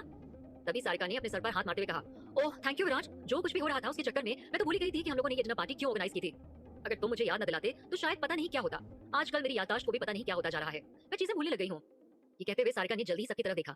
इस वक्त विराट की बातों के पीछे छिपे हुए मतलब को समझने और उसे जवाब देने का वक्त नहीं था। अब तो गौतम फैमिली को अपनी इज्जत बचाने का समय आ गया था। सारिका ने मुस्कुराते हुए कहा, हेलो गेस्ट, आज यहाँ जो कुछ भी हुआ उसके लिए सॉरी, लेकिन आज की डिनर पार्टी हमने आरव और नेहा की शादी की अनाउंसमेंट करने के लिए ऑर्गेनाइज की थी। शादी की डेट हमने पंडित जी से निकलवा ली है। जल्दी आप सभी लोगों को इस शादी के इन्विटेशंस पहुंच जाएंगे। और सबसे जरूरी बात यह है कि हमने आरव को प्रमोट कर दिया है। अब से Aarav Gautam group of companies के बोर्ड ऑफ डायरेक्टर्स में से एक होंगे। ये सुनते ही गेस्ट में खलबली मच गई। हर कोई इस बात को लेकर बातें कर रहा था। हर कोई देख सकता था कि सारिका अपने होने वाले दामाद के लिए कितना खुश थी और वो उसके लिए कितना कुछ कर रही थी। ये न्यूज़ आरव के लिए सच में एक गुड न्यूज़ बन गई थी, इसलिए वो खुश था और सभी की तरफ मुस्कुराते हुए देख रहा था। नेहा भी बहुत खुश थी। नेहा ने खुशी से आरव की बाह पकड़ी और उसे गेस्ट के बीच सेंटर में ले आई। हर कोई आरव को कांग्रेचुलेट कर रहा था, लेकिन सभी की नजरें चुपके से कियारा और विराट पर ही टिकी हुई थी। नेहा ने जानबूझकर कियारा के सामने एक्टिंग करते हुए कहा, आरव बेबी, तुम खुश तो हो ना? अब तो तुम फ्यूचर में और भी ज्यादा बिजी रहने लगोगे, पर बिजी रहने के चक्कर में मुझे भूल मत जाना, हम दोनों अभी भी बहुत ही लविंग कपल हैं, जो एक दूसरे से बहुत ज्यादा प्यार करते हैं।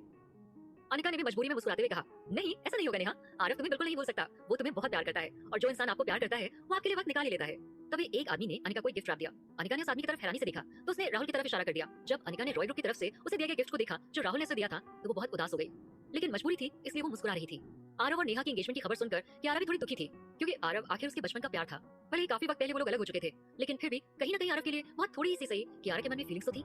यही सब सोचकर अनिका का मूड थोड़ा सा ठीक हो गया। उसने एक गहरी सांस ली और फिर अपने आप को शांत करने की कोशिश की। अगले दिन अनिका दीक्षा से मिलने जाने वाली थी और जो भी कुछ हुआ था उसके बारे में डिटेल में डिस्कशन करने वाली थी। ये पूरी पार्टी ही एक हाई वोल्टेज ड्रामा बनकर रह गई थी। क्या अभी भी कोई और ड्रामा होना बाकी था? अनिका अब दीक्षा से क्यों मिलना चाहती थी? कहीं वो विराट को फिर से अपनी ओर आकर्षित करने की कोशिश तो नहीं करने वाली थी? कियारा की शादी की न्यूज़ का विराट पर क्या असर होने वाला था?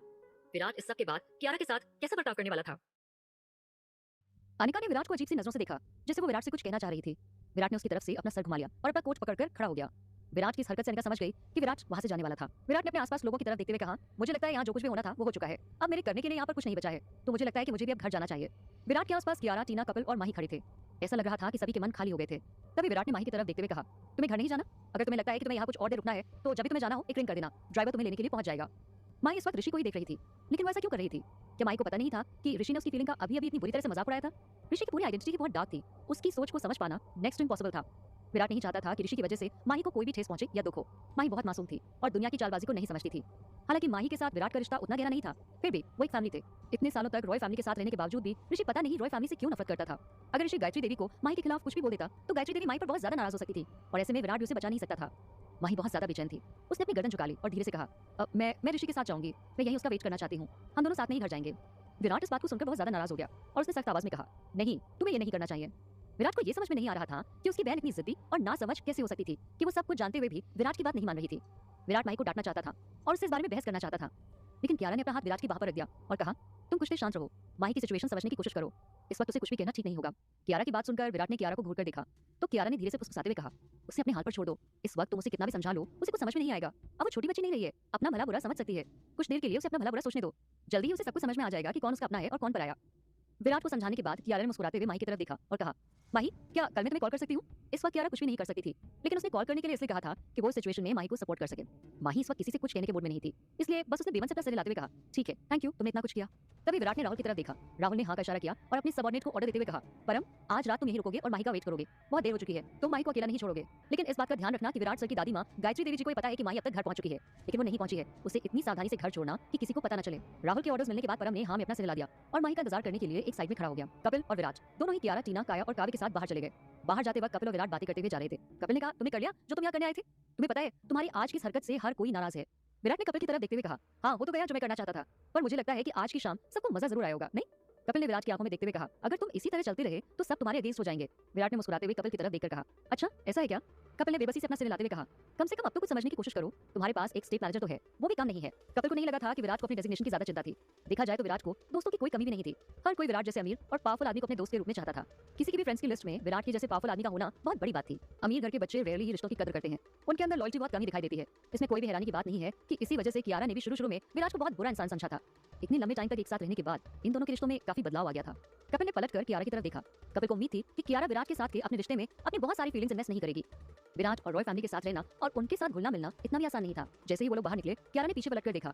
कियारा ने देखा कि नेहा और अनिका पोर्च में खड़े हुए उन दोनों को ही घूर रहे थे। नेहा की आंखें गुस्से से जल रही थी। ऐसा लग रहा था जैसे वो लोग कियारा को धमकाने की कोशिश कर रहे हैं। शायद वो आंखों में ये कहने की कोशिश कर रही थी कि कल देखना, कल तुम्हारे साथ क्या होने वाला है। इस बात की बहुत ज्यादा पॉसिबिलिटीज थी कि वो लोग बड़ी ही चालाकी से कियारा को सोशल मीडिया प्लेटफॉर्म्स पर बदनाम करने की कोशिश करेंगे। विराट के प्रोटेक्शन मिलने के बदले में शायद यही कीमत कियारा को चुकानी पड़ी होगी। कियारा को पहले से एक आजाद ख्याल और हाथ से निकली हुई लड़की का टैग मिला हुआ था और उसे इस बात की आदत भी हो गई थी। इसीलिए अब कियारा को ब्लैकलिस्ट होने की भी परवाह नहीं थी। कपिल ने कियारा को विराट के घर वापस भेज दिया। कपिल ने कहा, कियारा मुझे लगता है कि तुम्हें विराट के साथ ही उसके घर वापस चले जाना चाहिए। तभी विराट ने कहा, कपिल, टीना, तुम लोग भी हमारे साथ ही चलो, रात को वहीं रुक जाना। कियारा को इस वक्त उसके दोस्तों की जरूरत होगी, तुम लोग उसके साथ होगी तो कियारा को अच्छा लगेगा। लेकिन कपिल ने मना करते हुए कहा, नहीं थैंक यू विराट, तुमने पूछा ही बहुत बड़ी बात है, लेकिन हम अभी तुम्हारे साथ नहीं चल पाएंगे, हम फिर कभी मिलते हैं, इस वक्त मुझे बहुत से काम है। कपिल ने तो मना कर दिया था, लेकिन टीना इस वक्त कियारा के साथ बहुत सारी बातें करना चाहती थी। उसके मन में बहुत सी बातें थी जो वो कियारा को बताना चाहती थी। लेकिन जब टीना ने देखा कि कियारा का पूरा ध्यान उसके बच्चों पर था, तो टीना ने डिसाइड किया, मुझे लगता है कि इस टाइम इस टॉपिक को छोड़ देना ही अच्छा होगा। इस वक्त कियारा से कुछ भी कहने पर वो बहुत अपसेट हो सकती है। इस वक्त तो काव्य और काय को भी कियारा की जरूरत है, मैं किसी और दिन से बात कर लूंगी। टीना यही सब सोच रही थी कि कपिल ने कहा, चलो टीना, हम लोग भी चलते हैं। टीना और कपिल ने विराट, कियारा और दोनों बच्चों को बाय कहा और वो लोग अपने घर के लिए निकल गए। इससे पहले कि वो लोग जा पाते, काय ने पीछे से आवाज लगाते हुए कहा, कपिल अंकल, टीना मासी, आप लोग रात भर नहीं रुक सकते तो कोई बात नहीं, थोड़ी देर के लिए तो हमारे साथ चल ही सकते हैं ना। काय की बात सुनते ही विराट ने हाँ मिलाते हुए कहा, हाँ कपिल, अगर तुम थोड़ी देर के लिए भी चलोगे तो काव्य और काय को अच्छा लगेगा। कपिल और टीना के पास मना करने का कोई कारण ही नहीं बचा था। वो लोग विराट के साथ जाने के लिए तैयार हो गए। जल्दी ही वो लोग विराट के घर पहुंच गए। सारिका ने काय की कलाई को इतना कस के पकड़ा था कि वो बहुत बुरी तरह से घायल हो गई थी। टीना इस वक्त बहुत ज्यादा सोच में डूबी हुई थी, लेकिन काय की हालत देखकर उसने इन सबको फिलहाल के लिए छोड़ देना ही ठीक समझा और काय के लिए एक ऑइंटमेंट ढूंढने में कियारा की हेल्प करने लगी। टीना ने काय की कलाई पर ऑइंटमेंट अच्छी तरह से मसाज कर दिया। काय की हालत देखते हुए कियारा ने विराट और कपिल से कहा, मुझे लगता है मैं काय को डॉक्टर को दिखाना होगा, उसे बहुत ज्यादा चोट आई है। विराट और कपिल ने काय की कलाई को देखा तो उन्हें भी लगा कि काय को सच में बहुत ज्यादा चोट आई थी। विराट ने तुरंत ही अपना फोन निकाला और डॉक्टर को कॉल कर दिया। थोड़ी देर रुकने के बाद कपिल और टीना भी अपने घर जाने के लिए निकल गए। कपिल और टीना दोनों ही जब जा रहे थे तो रास्ते में दरवाजे पर उन्हें एक अधेड़ उम्र का डॉक्टर आता हुआ मिला। उस डॉक्टर को देखते ही कपिल को ऐसा लगा जैसे वो उस डॉक्टर को जानता था। कपिल उस डॉक्टर को पहचानने की कोशिश करने लगा। डॉक्टर ने अपना सिर हिलाकर कपिल से हेलो कहा। तब तक टीना कार के पास चली गई थी। कपिल पीछे से कुछ सोच में डूबा हुआ चलते हुए आ रहा था। टीना ने कपिल को सोच में डूबा हुआ देखा तो नासमझी से पूछा, कपिल ये डॉक्टर कौन था, तुम इसे जानते हो क्या? कपिल थोड़ी देर तक तो चुप रहा और फिर बोला, मिस्टर गौतम के बीमार होने पर मैंने उनके लिए डॉक्टर को पॉइंट किया था, ये वही डॉक्टर है। लेकिन बाद में सारिका ने किसी बहाने से उन्हें काम से निकाल दिया था। अब वो शायद विराट के पर्सनल डॉक्टर हैं। टीना ने हैरानी से पलटकर उस डॉक्टर की तरफ देखा और फिर थोड़ा सा मजाकिया अंदाज में पूछा, विराट के personal doctor, are you sure? Tina की बात सुनते ही कपिल ने हैरानी से टीना की तरफ देखा तो टीना ने मुस्कुराते हुए कहा, मुझे अच्छे से याद है कि विराट का पर्सनल डॉक्टर एक बहुत ही हैंडसम सा लड़का था, सेंट्रल हॉस्पिटल का डॉक्टर कपूर। टीना ने उस हैंडसम से मजाकिया डॉक्टर के बारे में सोचा जिसे वो हॉस्पिटल में उस टाइम मिली थी जब कियारा और उसके बच्चे हॉस्पिटलाइज थे और टीना उनसे मिलने के लिए गई थी। तब वो डॉक्टर कपूर से मिली थी। कपिल एक पल के लिए सोच में डूब गया और मुस्कुराते हुए बोला, कियारा को एक पति की जरूरत है, अगर हम उसे डॉक्टर कपूर से मिला दे तो? कपिल की बात सुनते ही टीना चौंक गई और उसने अपनी आंखें घुमाते हुए हैरानी से पूछा, मतलब? टीना के सवाल पर कपिल ने मुस्कुराते हुए उसकी तरफ देखा तो टीना ने बात संभालते हुए कहा, हाँ मेरा मतलब है कि कियारा की शादी के लिए एक नया लड़का ढूंढना बुरा थॉट नहीं है। लेकिन तभी कपिल ने उसे बीच में रोकते हुए समझाकर कहा, अब सोचो, ये तो तुम जानती ही हो कि कियारा काव्य और काय के पिता को तो एक्सेप्ट नहीं करने वाली। आरव उसे पहले ही धोखा दे चुका है और वो विश्वास करने लायक आदमी भी नहीं है। साथ ही वो भी इस लिस्ट से बाहर हो गया है कि उसके बारे में सोचा जा सके। अब इतना होने के बाद कियारा के लिए अपनी पर्सनल लाइफ को आगे बढ़ाने के लिए एक नया रिलेशन शुरू करना ही बेस्ट ऑप्शन होगा। टीना ने कुछ सोचते हुए कहा, ये अच्छा आइडिया है, लेकिन बता नहीं सकते कि ये वर्क करेगा या नहीं। ये बात बहुत ही ज्यादा कॉम्प्लिकेटेड सी लगने लगी थी। अगर कभी विराट ने कियारा के साथ और ज्यादा टाइम तक रहने की सोच ली तो? अगर विराट ने कियारा को नहीं छोड़ा तो फ्यूचर की गारंटी कौन दे सकता है? कपिल ने टीना की तरफ देखा तो कपिल ने कहा, ठीक है ना, हम लोग हैं उसके साथ, हम हमेशा कियारा को प्रोटेक्ट करेंगे। मैं सही बोल रहा हूँ ना? टीना ने कपिल की तरफ देखा। कपिल की बातें सुनकर टीना ब्लश करने लगी। उसने तुरंत ही अपना सिर हिला दिया। हम, ये शब्द जो अभी भी कपिल ने कहा था, उस एक शब्द ने टीना को बहुत ज्यादा एक्साइटेड कर दिया था। क्या सच में कियारा शादी कर लेगी? कपिल और टीना सच में कियारा की शादी करवा देंगे? इस बात पर विराट का रिएक्शन क्या होगा? दूसरी तरफ घर के अंदर विराट बहुत ज्यादा टेंशन में था। कियारा को तो विश्वास ही नहीं हो रहा था कि विराट ने सच में काय की चोट को इतना सीरियसली ले लिया था और इस टाइम पर भी अपने पर्सनल डॉक्टर को इतने शॉर्ट नोटिस पर वहां बुला लिया था। इस डॉक्टर ने पहले भी कियारा के दादाजी का ट्रीटमेंट किया था। इसी वजह से कियारा इस डॉक्टर पर बहुत ज्यादा ट्रस्ट करती थी। कियारा यही सब सोच रही थी तभी उसके दिमाग में एक बात आई। सारिका ने गौतम फैमिली के पुराने नौकर बनवारी काका के बारे में क्या कहा था? उसके बारे में सोचते ही कियारा की आंखें धुंधली हो गई। कियारा ने आज रात सारिका से बनवारी काका के बारे में पूछा था, लेकिन उसने सीधा जवाब न देकर बातें गोल गोल घुमा दी थी। कियारा ने सारी सिचुएशन के बारे में गहराई से सोचा। उन्होंने मेरी गौतम विला से भागने में हेल्प की थी, इसीलिए कहीं ऐसा तो नहीं कि उन लोगों ने बनवारी काका को जॉब से निकाल दिया था? कहीं उस मदद की वजह से सारिका और गौतम फैमिली ने उन्हें टारगेट तो नहीं कर लिया था? कहीं बनवारी काका इस सब की वजह से खतरे में तो नहीं थे? पहले भी अरविंद और सारिका एक कत्ल तो कर चुके थे, अगर अब जरूरत पड़ती तो उन्हें दूसरा कत्ल करने में कोई हिचकिचाहट नहीं होती। डॉक्टर कुछ देर तक काय को एग्जामिन कर रहे थे। जब कियारा से नहीं रहा गया तो कियारा ने पूछा, डॉक्टर क्या आप जानते हैं कि बनवारी काका कहाँ होंगे? ये डॉक्टर बनवारी को बहुत पहले से जानते थे। डॉक्टर ने कुछ सोचते हुए कहा, बनवारी मिस्टर अजीत गौतम को मिला था तब वो काफी छोटा था। उसी वक्त बनवारी अपना होम टाउन छोड़कर अजीत गौतम के साथ मुंबई आ गया था और कभी वापस लौटकर नहीं गया था। मुझे नहीं पता कि इतने सालों में उसका कोई परिवार रहा भी होगा या नहीं। अब जब परिवार ही नहीं है तो उसके वापस जाने का तो सवाल ही नहीं उठता। लेकिन मुझे तो इस बात की हैरानी है कि अगर वो जिंदा होगा तो भी इस वक्त तक जिंदा कैसे होगा, क्या कर रहा होगा, मुझे किसी बात का कोई आइडिया नहीं है। बनवारी काका के बारे में सोचकर कियारा बहुत टेंशन में थी। उसे तो समझ में नहीं आ रहा था कि इस वक्त बनवारी काका किस हालत में हो सकते थे। कहीं वो किसी मुसीबत में तो नहीं थे। इस वक्त कियारा का मन कर रहा था कि तुरंत ही उन्हें ढूंढने चली जाए, चाहे जो कुछ भी हो। कियारा उन्हें ढूंढकर निकालना चाहती थी ताकि उनकी मदद कर सके। बनवारी काका ने कियारा की तब मदद की थी जब उसे एक दोस्त की बहुत ज्यादा जरूरत थी। चाहे कुछ भी हो जाए, कियारा उन्हें ढूंढ ही लेगी। मुंबई में उसे अपनी लाइफ को ठीक से चलाने के लिए किसी की हेल्प की जरूरत होगी और वो बनवारी काका हो सकते हैं। आखिर उनसे ज्यादा कियारा के लिए वफादार और कौन हो सकता था। उन्होंने कियारा की मदद करने के लिए उस दिन कियारा को गौतम फैमिली की कैद से भागने में हेल्प की थी। अब तो कियारा को ऐसा लग रहा था कि सारिका और अरविंद ने ही बनवारी काका को वहां से छुपकर भागने और एक बेहतर जिंदगी जीने के लिए मजबूर किया होगा। कोई भी खुद से मरना नहीं चाहता। कियारा गौतम फैमिली की सबसे बड़ी बेटी थी, इसीलिए उसे केवल अपना घर छोड़कर जाने के लिए मजबूर किया जा सकता था। लेकिन एक नौकर जिसने कियारा को बचाने के लिए इतना कुछ किया था, उसके साथ कितना बुरा हो सकता था, ये बात कोई नहीं बता सकता था। कियारा ने अपना सर विराट की तरफ घुमा दिया। विराट ने कियारा को इग्नोर कर दिया। इस समय कियारा के चेहरे पर टेंशन और रिक्वेस्ट करने के एक्सप्रेशंस थे। विराट को अभी के लिए किसी बात की कोई भी परवाह नहीं थी, उसे सिर्फ काय की परवाह थी। विराट ने टेंशन से डॉक्टर से पूछा, क्या काय की कलाई ठीक है? इस वक्त विराट के चेहरे पर कोई एक्सप्रेशन नहीं थे, लेकिन फिर भी वो काया के लिए बहुत ज्यादा टेंशन में था। डॉक्टर ने कहा, हाँ मैंने सब देख लिया है, बाकी सब तो ठीक है, लेकिन कुछ दिन आप लोगों को एक्स्ट्रा केयरफुल रहना होगा। टाइम पर दवाई लगाते रहना और ध्यान रखना कि अगले कुछ दिन कलाई पर पानी न लगे और हाथ का इस्तेमाल भी ज्यादा न हो। लगभग एक हफ्ता लगेगा और सब कुछ ठीक हो जाएगा। ये सुनते ही विराट और कियारा ने रात की सांस ली। डॉक्टर ने विराट को अजीब तरह से देखा। विराट का ये बिहेवियर बहुत ही रेयर था। विराट को दूसरे लोगों की इतनी परवाह कब से होने लगी थी? विराट का बचपन बहुत ही बुरी हालत में गुजरा था। वो बिना पिता के साय के बड़ा हुआ था। डॉक्टर को इस तरह से बुलाना सच में अच्छा लग रहा था। ये बहुत इंटरेस्टिंग था। विराट ने कहा, थैंक यू डॉक्टर, आप जो मेरे इतने शॉर्ट नोटिस पर यहाँ आए और इतनी रात को आपको परेशान करने के लिए I am very very sorry and once again thank you very much कि आप यहाँ आए। तभी राहुल बगल वाले हॉल से निकलकर अंदर आया। इस छोटे से टाइम पीरियड में राहुल को कुछ जरूरी कॉल करने थे। उन्हीं करने के बाद वो अपने आज के दिन के सारे काम खत्म कर चुका था और विराट से कहकर घर जाने के लिए तैयार था। विराट चाहता था कि काया कुछ दिनों के लिए घर पर ही रहकर आराम करे। कियारा भी काया के साथ घर पर ही रहने वाली थी। अब क्योंकि कियारा को विराट की रियल एस्टेट मैनेजर की पोस्ट पर प्रमोट कर दिया था, तो वैसे भी उसकी ड्यूटी विराट के घर पे ही थी। राहुल ने कहा, हम ऐसा कर सकते हैं कि अगर कियारा को ऑफिस जाना होगा तो परम कियारा की जगह यहाँ का काम संभाल लेगा। राहुल ने कियारा की तरफ देखते हुए कहा, परम इसे संभाल सकता है, मैं इसके सारे अरेंजमेंट्स कर दूंगा। कियारा के लिए परम से अच्छा कवर अप और कोई नहीं हो सकता। वो बहुत ज्यादा स्मार्ट है और जल्दी ही चीजें सीख लेता है। कियारा, मैं ऑफिस में तुम्हें बहुत मिस करूंगा, तुम्हारे बिना ऑफिस पहले जैसा नहीं रहेगा। कियारा ने हल्का सा हिचकिचाते हुए अपना सिर हिला दिया। जब स्टार्टिंग में कियारा ने विराट के लिए काम करना शुरू किया था तो उसने राहुल को बहुत परेशान किया था, लेकिन राहुल ने बिना ज्यादा गुस्सा हुए बहुत ही अच्छे से उसकी हेल्प की थी और उसे ऑफिस में सेटल होने में भी बहुत हेल्प की थी, जिससे कियारा को रॉय ग्रुप में अपनी जगह बनाने में बहुत हेल्प मिली थी। ये सब सुनते ही काया ने एक्साइटमेंट से कहा, इसका मतलब है कि मैं अब घर पर रह सकती हूँ और मुझे स्कूल पे नहीं जाना होगा। अब तो मैं मम्मा के साथ खेल भी सकती हूँ। भले ही काया की कलाई में बहुत दर्द था और वो घर पर सिर्फ आराम करने के लिए ही रहने वाली थी, लेकिन अब उसकी मम्मा पूरे टाइम काया के साथ रह सकती थी। ये सच में कितना अच्छा होने वाला था। लेकिन काया को अपने भाई से अलग होना भी अच्छा नहीं लग रहा था। काया ने काव्य का हाथ पकड़ते हुए कहा, क्या काव्य भी हमारे साथ घर पर रह सकता है? काव्य ने अपनी बहन काया का ठीक वाला हाथ अपने हाथ में पकड़ते हुए कहा, कोई जरूरत नहीं मुझे घर पर रुकने की, मेरा हाथ बिल्कुल ठीक है, तो मैं स्कूल क्यों नहीं जाऊंगा? तभी काया ने जोर से कहा, लेकिन टीचर उनका क्या? मैं नहीं जाऊंगी तो वो थोड़ी ना तुम्हारा ध्यान रखेंगी। तभी कियारा ने काया को समझाने की कोशिश करते हुए कहा, नहीं बेटा, ऐसे बिना काम के स्कूल से छुट्टी नहीं ले सकते, तुम्हारे टीचर्स क्या कहेंगे? काया कियारा से रिक्वेस्ट करने लगी, मम्मा प्लीज प्लीज मम्मा, काव्य को भी मेरे साथ ही घर पर रहने दो ना प्लीज। तभी विराट ने बीच बचाव करते हुए कहा, काव्य बिल्कुल ठीक बोल रहा है, वो बहुत ही रिस्पॉन्सिबल लड़का है, तुम्हें अच्छा लगेगा कि कोई तुम्हारे भाई को केयरलेस बोले? काया को विराट के कहने का मतलब समझ में आ गया था। अब तक काव्य बहुत उदास था क्योंकि उसने अपनी बहन को अच्छे से प्रोटेक्ट नहीं किया था, लेकिन विराट की तारीफ सुनकर वो तुरंत ही खुश हो गया था। उसके चेहरे पर हल्की सी मुस्कान आ गई। काव्य बहुत ज्यादा शर्माया हुआ लग रहा था। डॉक्टर और राहुल ये देखकर बहुत ज्यादा हैरान थे कि विराट इन दोनों बच्चों के साथ बहुत ही शांत और पेशेंटली बिहेव कर रहा था। विराट ने उन्हें अच्छे से समझाया और अपनी बात भी मनवा ली। एक मैच्योर आदमी की तरह विराट को देखते हुए उन्होंने अपने मन में एक अजीब सी गर्माहट महसूस की। अगर विराट फ्यूचर में कभी भी शादी करता तो वो एक बहुत ही आइडियल हस्बैंड और आइडियल फादर बन सकता था। किसी भी बुक को उसके कवर से जज नहीं करना चाहिए। एक एक्सप्रेशनलेस कोल्ड हार्टेड आदमी के पीछे एक बहुत ही सॉफ्ट हार्ट वाला केयरिंग आदमी छुपा हो सकता है। ये देखकर स्पेशली राहुल बहुत खुश था। विराट बहुत ही ज्यादा गुस्सैल आदमी था, लेकिन उसके अंदर भी दिल था। उस समय राहुल भूल गया था कि विराट का नेचर बहुत ही गर्म था और कभी-कभी तो ऐसा लगता था कि विराट के लिए काम करना संसार का सबसे मुश्किल काम था। अगर कियारा को पता चल जाता कि राहुल इस वक्त क्या सोच रहा था तो वो इस वक्त राहुल से नाराज हो सकती थी। वैसे भी ये विराट वो नहीं था जिससे राहुल हमेशा डरता था और उसकी बुराइयां करता रहता था। विराट इस वक्त काव्य काया के साथ बातें कर रहा था और राहुल विराट के पीछे चुपचाप खड़ा था और बड़े गौर से विराट को देख रहा था। कियारा बनवारी काका को ढूंढने जाना चाहती थी। सभी को अपने आप में बिजी देखकर कियारा ने डॉक्टर से पूछा, डॉक्टर क्या आप जानते हैं बनवारी काका इस वक्त कहाँ होंगे? डॉक्टर ने अपना सिर हाँ में हिलाते हुए कहा, अजीत के साथ उसका एक फ्रेंड चेस खेलने के लिए आता था। मुझे लगता है कि शायद उसे बनवारी काका के बारे में जरूर पता होगा। मैं तुम्हें उनका कॉन्टैक्ट नंबर दे सकता हूँ, तुम उससे कॉन्टैक्ट कर लेना, शायद कुछ पता चल जाए। डॉक्टर के इतना कहते ही विराट ने अपनी जेब से एक पेन निकालकर डॉक्टर की तरफ बढ़ा दिया ताकि वो उस पर कॉन्टैक्ट नंबर लिख सके। डॉक्टर ने कॉन्टैक्ट नंबर लिखकर विराट को दे दिया और बहुत ही जल्दी वापस लौट गया। विराट भी उठकर वहां से चला गया। कियारा भी काव्य काया को सुलाने लगी। काव्य काया को सुलाने के बाद कियारा विराट से कुछ बात करना चाहती थी। कियारा ने देखा कि विराट वहां नहीं था तो वो विराट को ढूंढने के लिए चली गई। आज रात जो भी कुछ हुआ था उसमें विराट की गलती थी। अगर उसने काव्य काया को गौतम फैमिली की डिनर पार्टी में ले जाने के लिए नहीं कहा होता तो ये सब नहीं होता और ना ही काया को चोट लगती। लेकिन आज रात की डिनर पार्टी में विराट ने न केवल सभी को ये बता दिया था कि वो कियारा और उसके बच्चों को प्रोटेक्ट करेगा, बल्कि अपनी फ्यूचर प्लानिंग के बारे में भी अनाउंसमेंट कर दी थी, जिससे कियारा पर काफी प्रेशर कम हो गया था। विराट इस वक्त अपने स्टडी रूम में बैठा हुआ था और कुछ काम कर रहा था। कियारा ने जब विराट को स्टडी रूम में देखा तो वो दरवाजे के पास खड़ी हो गई और धीरे से बोली, मुझे तुमसे कुछ बात करनी थी, मेरा मतलब है पूछना था। कियारा की आवाज सुनकर विराट ने बिना सर उठाए कहा, बोलो। कियारा ने धीमी आवाज में पूछा, तुम कपिल को शेयर वापस लेने में मेरी मदद करने से रोकोगे तो नहीं? विराट उस वक्त अपने कंप्यूटर पे काम कर रहा था। कियारा का सवाल सुनते ही उसके हाथ वहीं के वहीं रुक गए और विराट ने कियारा की तरफ देखा।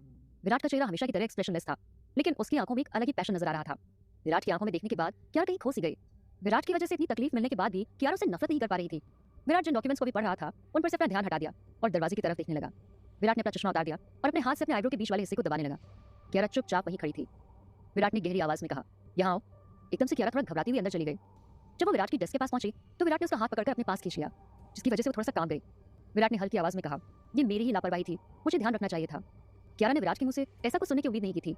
उसने नासमझी से विराट की तरफ देखा और पूछा, क्या मतलब? विराट ने कियारा की आंखों में देखते हुए कहा, काया की चोट। विराट के इस कन्फेशन के बाद कियारा का क्या रिएक्शन होगा? विराट ने कियारा के सवाल का जवाब क्यों नहीं दिया? कहीं ऐसा तो नहीं कि विराट कपिल को गौतम फैमिली के शेयर्स वापस लेने से रोक देगा?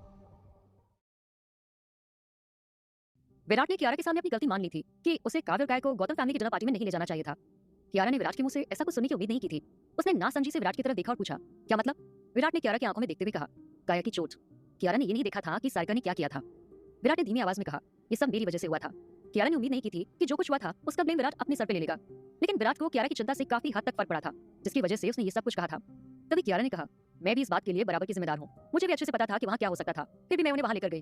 विराट ने कियारा की तरफ देखा और आगे कहा, मैंने पहले से ही सारे मैटर की जांच करने के लिए कुछ लोगों को भेज दिया है।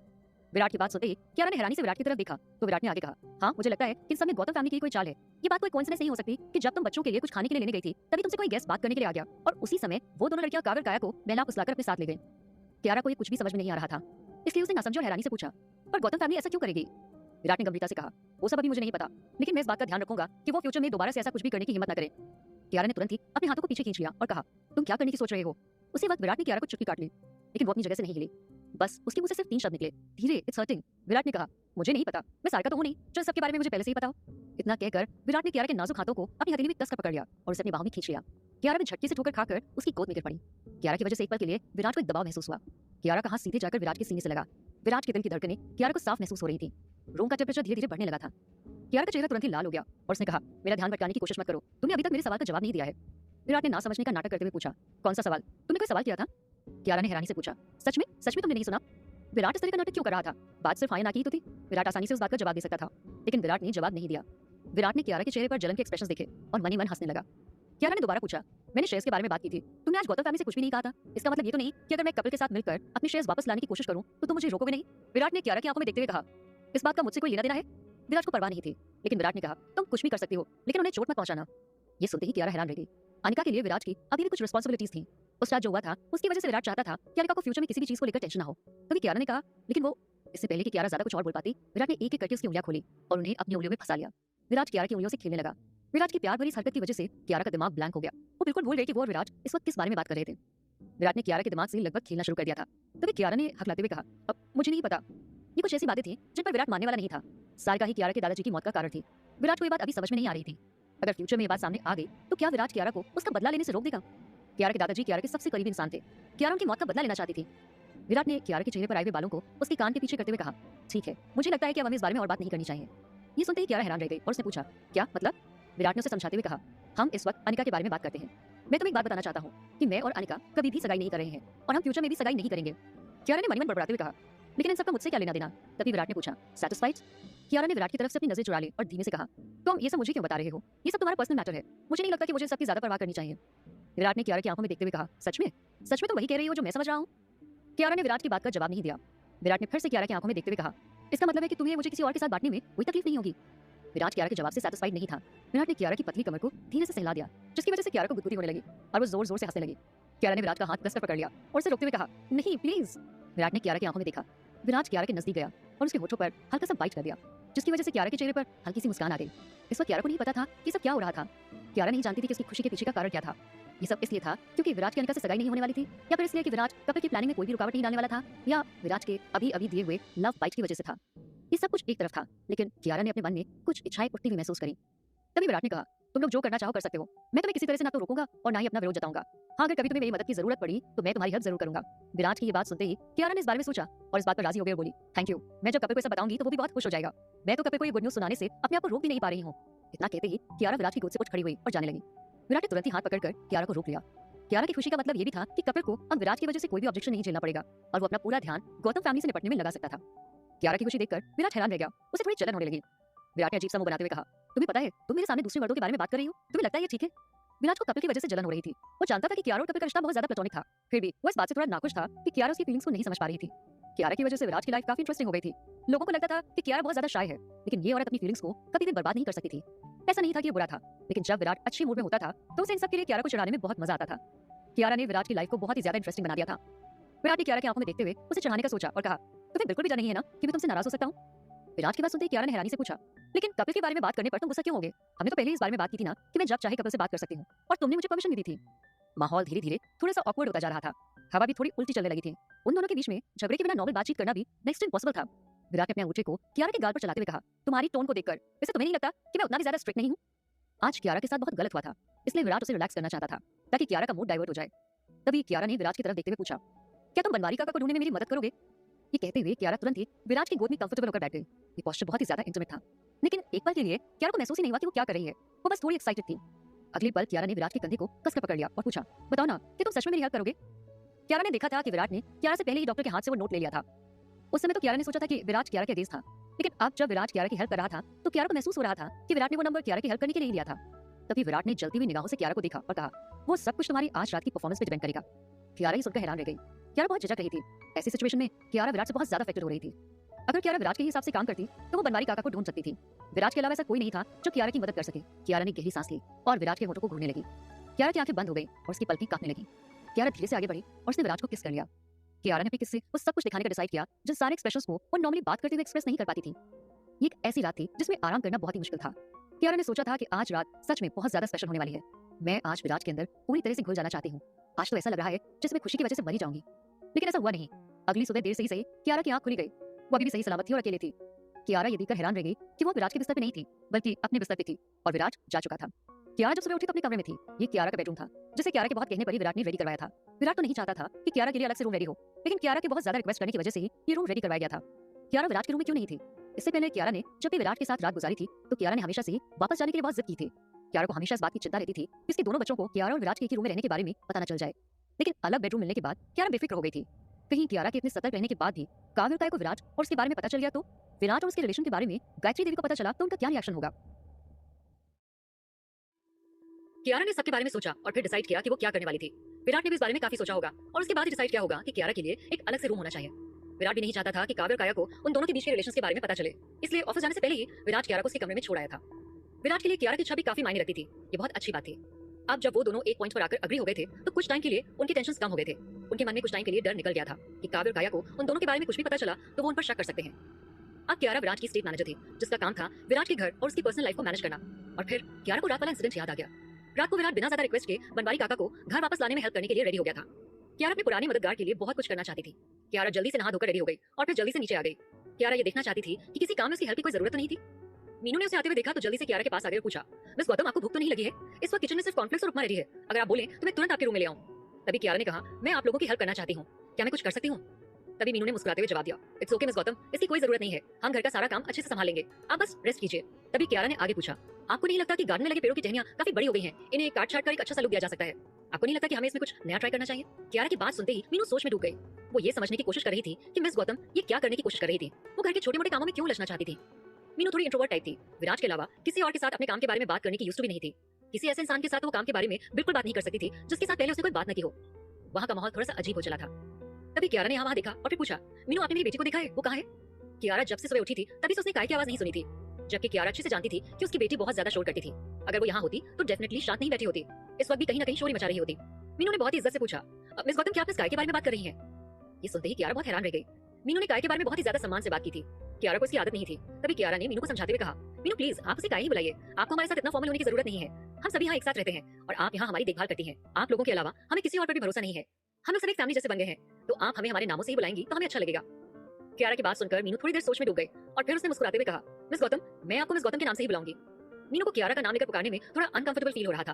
अगर विराट ने मीनू को ऐसे आवाज लगाते हुए सुन लिया तो वो डेफिनेटली मीनू पर नाराज हो सकता था। कियारा ने मनी मन को सोचने के बाद उन सारी बातों को मानने का डिसाइड किया जो विराट ने मीनू से कही थी, क्योंकि कियारा मीनू को अनकंफर्टेबल फील नहीं करवाना चाहती थी। कियारा ने मुस्कुराते हुए कहा, ठीक है अगर आप चाहें तो मुझे इसी नाम से बुला सकती हैं, मिस गौतम नाम से भी मैं काम चला लूंगी, लेकिन प्लीज बच्चों को तो उनके पहले नाम से ही बुलाइए, वो लोग इतने ज्यादा फॉर्मेलिटी के आदी नहीं है, इसलिए अच्छा यही होगा कि आप उन्हें उनके फर्स्ट नेम से ही बुलाएं। कियारा की बात सुनते ही मीनू घबरा गई और लगभग हकलाते हुए बोली, लेकिन मिस्टर विराट वो मीनू की बात पूरी होने से पहले ही कियारा ने उसे टोकते हुए कहा, नहीं, वो भी आपको कुछ नहीं कहेंगे, मैं खुद मिस्टर विराट से बात करूंगी। अब जब कियारा विराट की प्रॉपर्टी और उसके सारे पर्सनल मैटर्स को मैनेज करने वाली थी, तो विराट को इतनी छोटी सी बात पर लड़ते झगड़ते नहीं देख सकती थी। कियारा की बात सुनते ही मीनू ने मुस्कुराकर हामी अपना सिर हिलाया और कहा, ठीक है, जैसा आप ठीक समझे मिस गौतम, ये बात यही खत्म हो गई। कियारा ने फिर से मीनू की तरफ देखते हुए पूछा, आपने बताया नहीं मीनू, काया कहाँ है? मीनू ने धीरे से सर झुकाकर जवाब दिया, विराट सर काया को अपने साथ ऑफिस ले गए हैं। कियारा इस बात पर हैरान हुए बिना नहीं रह पाई और फिर कुछ सोच में डूब गई। कियारा ने मन ही मन सोचा, उसने ऐसा किया, लेकिन विराट काया को ऑफिस लेकर क्यों गया है? कियारा ने मीनू की तरफ देखते हुए पूछा, आपने मुझे बताया क्यों नहीं? मीनू ने ज्यादा कुछ नहीं कहा और अपना सर झुका लिया और 1-2 मिनट सोचने के बाद जवाब दिया, वो मैंने आपको उठाने की कोशिश की थी, लेकिन फिर देखा कि आप गहरी नींद में सोई हुई थी, इसीलिए मैंने आपको उठाने की हिम्मत नहीं की। ये सुनते ही कियारा का चेहरा शर्म से लाल हो गया। कियारा को तो इस बात की शर्म आ रही थी कि विराट के घर के सारे एम्प्लॉइज को भी उन दोनों के बारे में पता चल गया था। कियारा जानती थी कि अब तो उन लोगों को पता चल गया होगा कि विराट और वो पूरी रात क्या कर रहे थे। इस वक्त कियारा को इतना गुस्सा आ रहा था कि अगर विराट उसके सामने होता तो कियारा एक पल भी नहीं लगाती और विराट का गला दबा देती। कियारा ने जल्दी से बात बदलते हुए कहा, ओह ठीक है, थैंक यू। तभी कियारा वापस अपने कमरे में जाने लगी, लेकिन फिर न जाने उसे क्या याद आया, वो वापस लौट कर आ गई और बोली, मुझे लगता है कि मुझे जल्दी से कुछ खाकर ऑफिस चले जाना चाहिए। मुझे तो इस बात का डर है कि काया कहीं विराट सर के लिए उनके काम में कोई रुकावट न खड़ी कर दे, जिसकी वजह से ऑफिस में प्रॉब्लम्स हो जाए। कियारा की बात सुनते ही मीनू ने जल्दी से कहा, ठीक है मिस गौतम, मैं अभी आपके लिए कुछ खाने के लिए रेडी कर देती हूँ। इतना कहकर मीनू फटाफट किचन में चली गई। कियारा ने तुरंत ही अपने कपड़े ठीक किए। इस वक्त कियारा नहीं जानती थी कि मीनू और लीला की नजरों में उसकी वैल्यू क्या थी। कियारा को इस बात की पूरी उम्मीद थी कि वो दोनों विराट के साथ कियारा के रिलेशन के पीछे का कारण देखते हुए उसके बारे में कुछ भी गलत नहीं सोचेंगे। इतना सब कुछ होने के बाद भी अभी भी बहुत कुछ ऐसा बचा हुआ था जो सच में बहुत ज्यादा टेंशन देने वाला था। अभी भी सोचने के लिए विराट की दादी माँ गायत्री देवी का टॉपिक बचा हुआ था। कियारा नहीं जानती थी कि गायत्री देवी को पिछली रात हुई डिनर पार्टी के बारे में कोई नॉलेज थी या नहीं। उन्हें तो ये भी नहीं पता होगा कि कल रात वहाँ जो हुआ था उसके बारे में गायत्री देवी तक खबर पहुंच भी गई थी या नहीं। लेकिन शाम को जो भी इंसिडेंट हुए थे उन्हें देखते हुए कियारा को इस बात का बिल्कुल भी अंदाजा नहीं होगा कि विराट और कियारा इतनी जल्दी उस जगह तक पहुंच जाएंगे जिस जगह पर गायत्री देवी उनके सामने खड़ी होंगी और कल रात डिनर पार्टी में जो भी कुछ हुआ था उसके बारे में सवाल जवाब कर रही होंगी। कियारा इस बात के लिए 100% श्योर थी कि अब तक गायत्री देवी तक ये खबर नहीं पहुंची होगी। कियारा जानती थी कि गायत्री देवी कियारा और उसके बच्चों के विराट के घर पर जाकर रहने के डिसीजन का विरोध जरूर करेंगी। कियारा खुद अभी नहीं जानती थी कि वो अपने इस रहने के नए अरेंजमेंट के बारे में कैसा फील करती थी। कियारा ने डेफिनेटली विराट से अपने आप को दूर करने के लिए ये बिल्कुल ठीक नहीं किया था। कियारा ने फील किया कि अगर एक बार गायत्री देवी को सारी सच्चाई पता चल गई तो कियारा अपने रहने के अरेंजमेंट के बारे में जो भी वो सोचती थी वो गायत्री देवी को बता सकती थी। दोपहर में जब कियारा खाना खा रही थी तो लीला बाहर से वापस आई और बोली, मिस गौतम देखिए आपसे मिलने कौन आया है। कियारा ने देखा कि लीला के पीछे पीछे कपिल वहां आया था। लीला का बिहेवियर इस वक्त जरूरत से ज्यादा प्रोटेक्टिव और इज्जत देने वाला था। लीला एक बहुत ही सीधी सादी और सच्ची औरत थी। कपिल ने हैरानी से कियारा को देखा और कहा, ओह तुम तो खाना खा रही हो। कल रात जो भी कुछ हुआ था उसके बाद कियारा का दिमाग बिल्कुल भी काम नहीं कर रहा था, वो बस थोड़ी नर्वस लग रही थी। लीला ने उसे आइस टी लाकर दी। कपिल कियारा के साथ कुछ इंपॉर्टेंट टॉपिक पर बात करने के लिए डाइनिंग रूम की टेबल पर जाकर बैठ गया और कियारा को खाते हुए देखने लगा। जब कियारा ने कपिल को अपनी तरफ देखते हुए देखा तो मुस्कुराते हुए पूछा, तुम मुझे इस तरह से क्यों देख रहे हो? कपिल को समझ में नहीं आया कि उसे इस वक्त क्या जवाब देना चाहिए, तो वो चुप ही रहा। कियारा ने आगे कहा, देखो कपिल, मुझे लगता है जो भी कुछ हुआ है ना इसके बारे में एक बार और सोच लेना चाहिए। तभी कपिल ने कियारा का ध्यान वापस से खाने की तरफ लगाते हुए कहा, इस टाइम मेरी बातों की जगह खाने पे कंसंट्रेट करो, नहीं तो प्रॉब्लम हो जाएगी। इतना कहकर कपिल कियारा को देखने लगा। कियारा ने भी मुस्कुराते हुए कहा, तुम मुझे इस तरह से खाते हुए देख रहे हो, इससे अच्छा तो ये होता कि तुम भी मेरे साथ कुछ खा लेते तो मुझे भी अच्छा लगता, उसके बाद हम बातें कर सकते हैं। कियारा ने अपने हाथ में पकड़े हुए खाली बोल की ओर इशारा करते हुए कहा। कपिल ने मुस्कुराते हुए कहा, मैं घर पर ऑलरेडी खाकर आया हूँ, मुझे अब भूख नहीं है, लेकिन प्लीज तुम अपना खाना खाओ और मुझे गलत मत समझना, पर मुझे तुमसे बहुत जरूरी बात करनी है। कियारा ने अपना सारा ध्यान खाने पर लगाते हुए कहा, कौन सी बात, कैसी बात? इस वक्त कियारा ने कपिल की बात को सीरियसली नहीं लिया था। तभी कपिल ने आगे कहा, जब तुम अपना खाना खत्म कर लोगी तो मैं तुम्हें अपने साथ अपने ऑफिस ले जाना चाहता हूँ। कियारा ने नासमझी से पूछा, मतलब किस लिए? आज ऐसा कौन सा काम पड़ गया जो तुम मुझे अपनी लॉ फर्म के ऑफिस ले जाना चाहते हो? कियारा को लगा कि कपिल मजाक कर रहा था तो उसने भी बात मजाक में ही ले ली। कपिल ने मुस्कुराते हुए कहा, वो तो तुम्हें वहीं जाकर पता चलेगा। कियारा ने अपनी असमर्थता जताते हुए कहा, लेकिन मैं तो अभी रॉय ग्रुप के ऑफिस जा रही थी, विराट आज काया को अपने साथ ऑफिस ले गया है, पता नहीं वहाँ क्या हो रहा होगा, इसलिए मुझे लगता है कि मुझे ही वहाँ जाना होगा। कपिल ने कहा, कियारा समझने की कोशिश करो, कुछ बहुत जरूरी काम है जिसकी वजह से मैं तुम्हें इतना बोल रहा हूँ, तुम्हें पहले मेरे साथ लॉ फर्म जाना होगा, फिर अगर तुम चाहो तो मैं खुद तुम्हें रॉय ग्रुप के ऑफिस छोड़ दूंगा। कपिल की बात सुनते ही कियारा ने कंफ्यूजन से उसे देखा तो कपिल ने आगे कहा, मैं तुम्हारा बहुत ज्यादा टाइम नहीं लूंगा, और तुम ये तो सोचो कि काया वैसे भी बहुत अच्छी बच्ची है, वो ऐसा कुछ भी नहीं करेगी जिसकी वजह से तुम्हें टेंशन करना पड़े। अगर तुम फिर भी टेंशन ले रही हो तो बताओ मैं क्या करूं? कपिल की मानी जाए तो इस वक्त काया और काया दुनिया के सबसे ज्यादा शांत और बात मानने वाले बच्चे थे। तभी कियारा ने हैरानी से अपने चेहरे को छूते हुए पूछा, क्या सच में? इस वक्त कोई भी अच्छे से बता सकता है कि मैं बहुत ज्यादा नर्वस हूँ, मुझे समझ में नहीं आ रहा है कि ऐसे में मैं ऑफिस जाकर क्या करूंगी। आखिर कियारा के टेंशन की वजह क्या थी? कपिल कियारा को अपने साथ चलने के लिए इतनी जिद क्यों कर रहा था? कहीं गौतम फैमिली ने तो कुछ नहीं किया था? कियारा ने हैरानी से अपने चेहरे को छूते हुए पूछा, क्या सच में इस वक्त कोई भी अच्छे से बता सकता है कि मैं बहुत ज्यादा नर्वस हूँ? मुझे समझ में नहीं आ रहा कि मैं ऐसे में ऑफिस जाकर क्या करूंगी। कपिल ने कियारा को दिलासा देते हुए कहा, तुम तो ऐसी बातें कर रही हो जैसे मैं तुम्हें जानता ही नहीं। अरे हम दोनों अच्छे दोस्त हैं, मुझे अच्छे से पता है तुम किस वक्त घबरा रही हो और किस वक्त टेंशन में हो। हम दोनों हमेशा से एक दूसरे को काफी अच्छे से जानते हैं। कियारा इस वक्त बहुत ज्यादा टेंशन में नजर आ रही थी। कियारा ने कहा, मुझे इस बात की चिंता है कि आगे क्या होगा। कल रात से ही मुझे थोड़ी सी बेचैनी महसूस हो रही है। कियारा इस समय कुछ भी नहीं कर सकती थी, ऐसा लग रहा था जैसे ये शांति किसी बहुत बड़े तूफान के आने का संकेत था। कपिल ने मुस्कुराते हुए कियारा की तारीफ की और कहा, तुम्हारे ऐसे अनकंफर्टेबल फील करना बिल्कुल नॉर्मल है। इसका मतलब यह है कि तुम सच्चाई को जानने और मानने वाले इंसान हो, और वैसे भी सावधान रहना हमेशा से ही अच्छा होता है, चाहे फिर वो सावधानी किसी भी बात से लेकर क्यों ना हो। कपिल ने मुस्कुराते हुए तारीफ की तो कियारा को काफी अच्छा महसूस हुआ, पर फिर भी उसके मन में एक अजीब सा डर बैठा हुआ था। कियारा ने मायूसी से कहा, तुम्हें पता ही है कपिल, कितने साल हो गए हैं, अब तक मैंने कुछ भी नहीं किया है। अगर तुम और टीना नहीं होते तो मुझे ये भी नहीं पता कि मेरा क्या हुआ होता। तुम लोग अभी भी मेरा इतना ज्यादा सपोर्ट कर रहे हो। जब से गौतम फैमिली की डिनर पार्टी की अनाउंसमेंट हुई थी तभी से कपिल कियारा के ऊपर अपने गुस्से को पूरी तरह से भूल गया था। और कपिल ये भी जानता था कि इस वक्त कियारा को कपिल की पहले से भी ज्यादा जरूरत थी। इसीलिए कपिल ने अपने आप को शांत कर लिया था। कपिल ने अजीत गौतम से वादा किया था कि वो कियारा को हमेशा प्रोटेक्ट करेगा। जब तक कपिल कियारा को प्रोटेक्ट करने की हालत में होगा तब तक वो अपना वादा जरूर निभाएगा। कपिल ने सबकी प्लानिंग काफी पहले से की हुई थी। हालांकि अभी के हालातों को देखते हुए ये तो किस्मत की बात थी कि विराट को कियारा के अलावा किसी और चीज में कोई इंटरेस्ट नहीं था। अभी भी प्रेजेंट सिचुएशन में ये बहुत अच्छी बात थी कि विराट कियारा के शेयर्स और इसके शेयर्स की लड़ाई में कोई पर्सनल इंटरेस्ट नहीं ले रहा था। कुछ देर तक कपिल और कियारा ऐसे ही गौतम फैमिली कियारा के शेयर्स और कियारा की पर्सनल लाइफ के बारे में बातें करते रहे। तब तक कियारा ने अपना खाना खत्म कर लिया। कियारा ने और 5 मिनट लिए और फिर वो दोनों निकल गए। जब कपिल कियारा के साथ चला गया तो लीला ने लिविंग रूम में आने से पहले दरवाजे की तरफ काफी देर तक देखा। वो टेबल की सफाई कर रही थी। मीनू ने लीला को दरवाजे की तरफ ऐसे देखते हुए देखा तो उससे पूछा, क्या हुआ लीला, तुम ऐसे क्यों देख रही हो? क्योंकि लीला ने मीनू की तरफ देखते हुए मुस्कुराने की कोशिश की और कहा, आज जब मैं घर का कुछ सामान खरीदने गई थी तो रास्ते में मुझे बस यूं ही आसपास के कुछ लोग मिल गए थे और पता है वो लोग मुझसे पूछ रहे थे कि क्या हमें पता है कि आजकल कैसी अफवाहें फैल रही हैं। तभी मीनू ने एक्साइटमेंट से पूछा, क्या कुछ बताया क्या उन्होंने? लीला ने मीनू को अपनी बात समझाने की कोशिश करते हुए कहा, वो लोग कह रहे थे कि विराट सर को कियारा ने पूरी तरह से अपने काबू में कर लिया है। ऐसा लग रहा है जैसे वो किसी गहरे नशे में है और जो भी वो कियारा कहती है विराट सर वही करते हैं। तुम्हें क्या लगता है, मुझे विराट सर को ये सब कुछ बता देना चाहिए? तभी मीनू ने उसे समझाते हुए कहा, मुझे तो लगता है कि कियारा काफी अच्छी है। तुमने देखा नहीं पर विराट सर आजकल काफी खुश रहने लगे हैं और बहुत मुस्कुरा रहे हैं। इसके अलावा एक और बात है कि तुम इस तरह की गॉसिप के बारे में विराट सर से कभी कोई बात मत करना। और एक बात, अगर कभी भी तुम्हें कोई भी ऐसा वैसा कुछ कहने की कोशिश करे तो समझ जाना वो सिर्फ मछली को अपने जाल में फंसाने की कोशिश कर रहा है। तुम बस उन्हें इग्नोर कर देना। लीला को एक पल के लिए मीनू की बात समझ में नहीं आई। उसने नासमझी से पूछा, मछली जाल में फंसाने की कोशिश, ये सब क्या बोल रही हो तुम? मुझे कुछ समझ में नहीं आ रहा। मीनू ने मुस्कुराते हुए कहा, अरे बुद्धू, तुम्हारी बात कर रही हूँ। वो लोग तुमसे मीठी मीठी बातें करके घर के अंदर की बातें जानने की कोशिश कर रहे थे। लीला ने मीनू को अपनी बात समझाने की कोशिश करते हुए कहा, ऐसा लगता है कि वो अपने बच्चों से बहुत ज्यादा प्यार करती है। तुम्हें क्या लगता है हमारे बॉस विराट सर फ्यूचर में उन बच्चों के सौतेले पिता बनने के बारे में सोच रहे होंगे? तभी मीनू ने मुस्कुराते हुए कहा, इसमें गलती क्या है? मुझे तो लगता है कि वो दोनों छोटे बच्चे कोई नन्हे नन्हे एंजल्स हैं। तुमने कभी देखा है विराट सर उन लोगों से कितना ज्यादा प्यार करते हैं? लीला ने सोचा कि विराट के घर में जो भी हो रहा था उन सब के बारे में राजेश ने उसे क्या कहा था। हो सकता है शायद विराट का मन जल्दी ही कियारा से भर जाए। इसीलिए लीला ने भी कुछ ना कहने का फैसला किया और विराट को अभी के लिए अपनी जिंदगी का मजा लेने दिया। बाद में तो ये सब कुछ खत्म ही होने वाला था। तभी मीनू ने कहा, ये तो अच्छा है कि विराट सर उन दोनों बच्चों को पसंद करते हैं। तुमने कभी देखा है कि कैसे उन्होंने काव्य को स्कूल भेजा और फिर काया को अपने साथ अपने ऑफिस ले गए थे? हाँ, लीला ने गहरी आह भरी और हाँ में अपना सिर हिलाते हुए कहा, वो हमेशा उनके साथ ऐसे ही बिहेव करते हैं जैसे कि वो लोग उनके अपने बच्चे हों।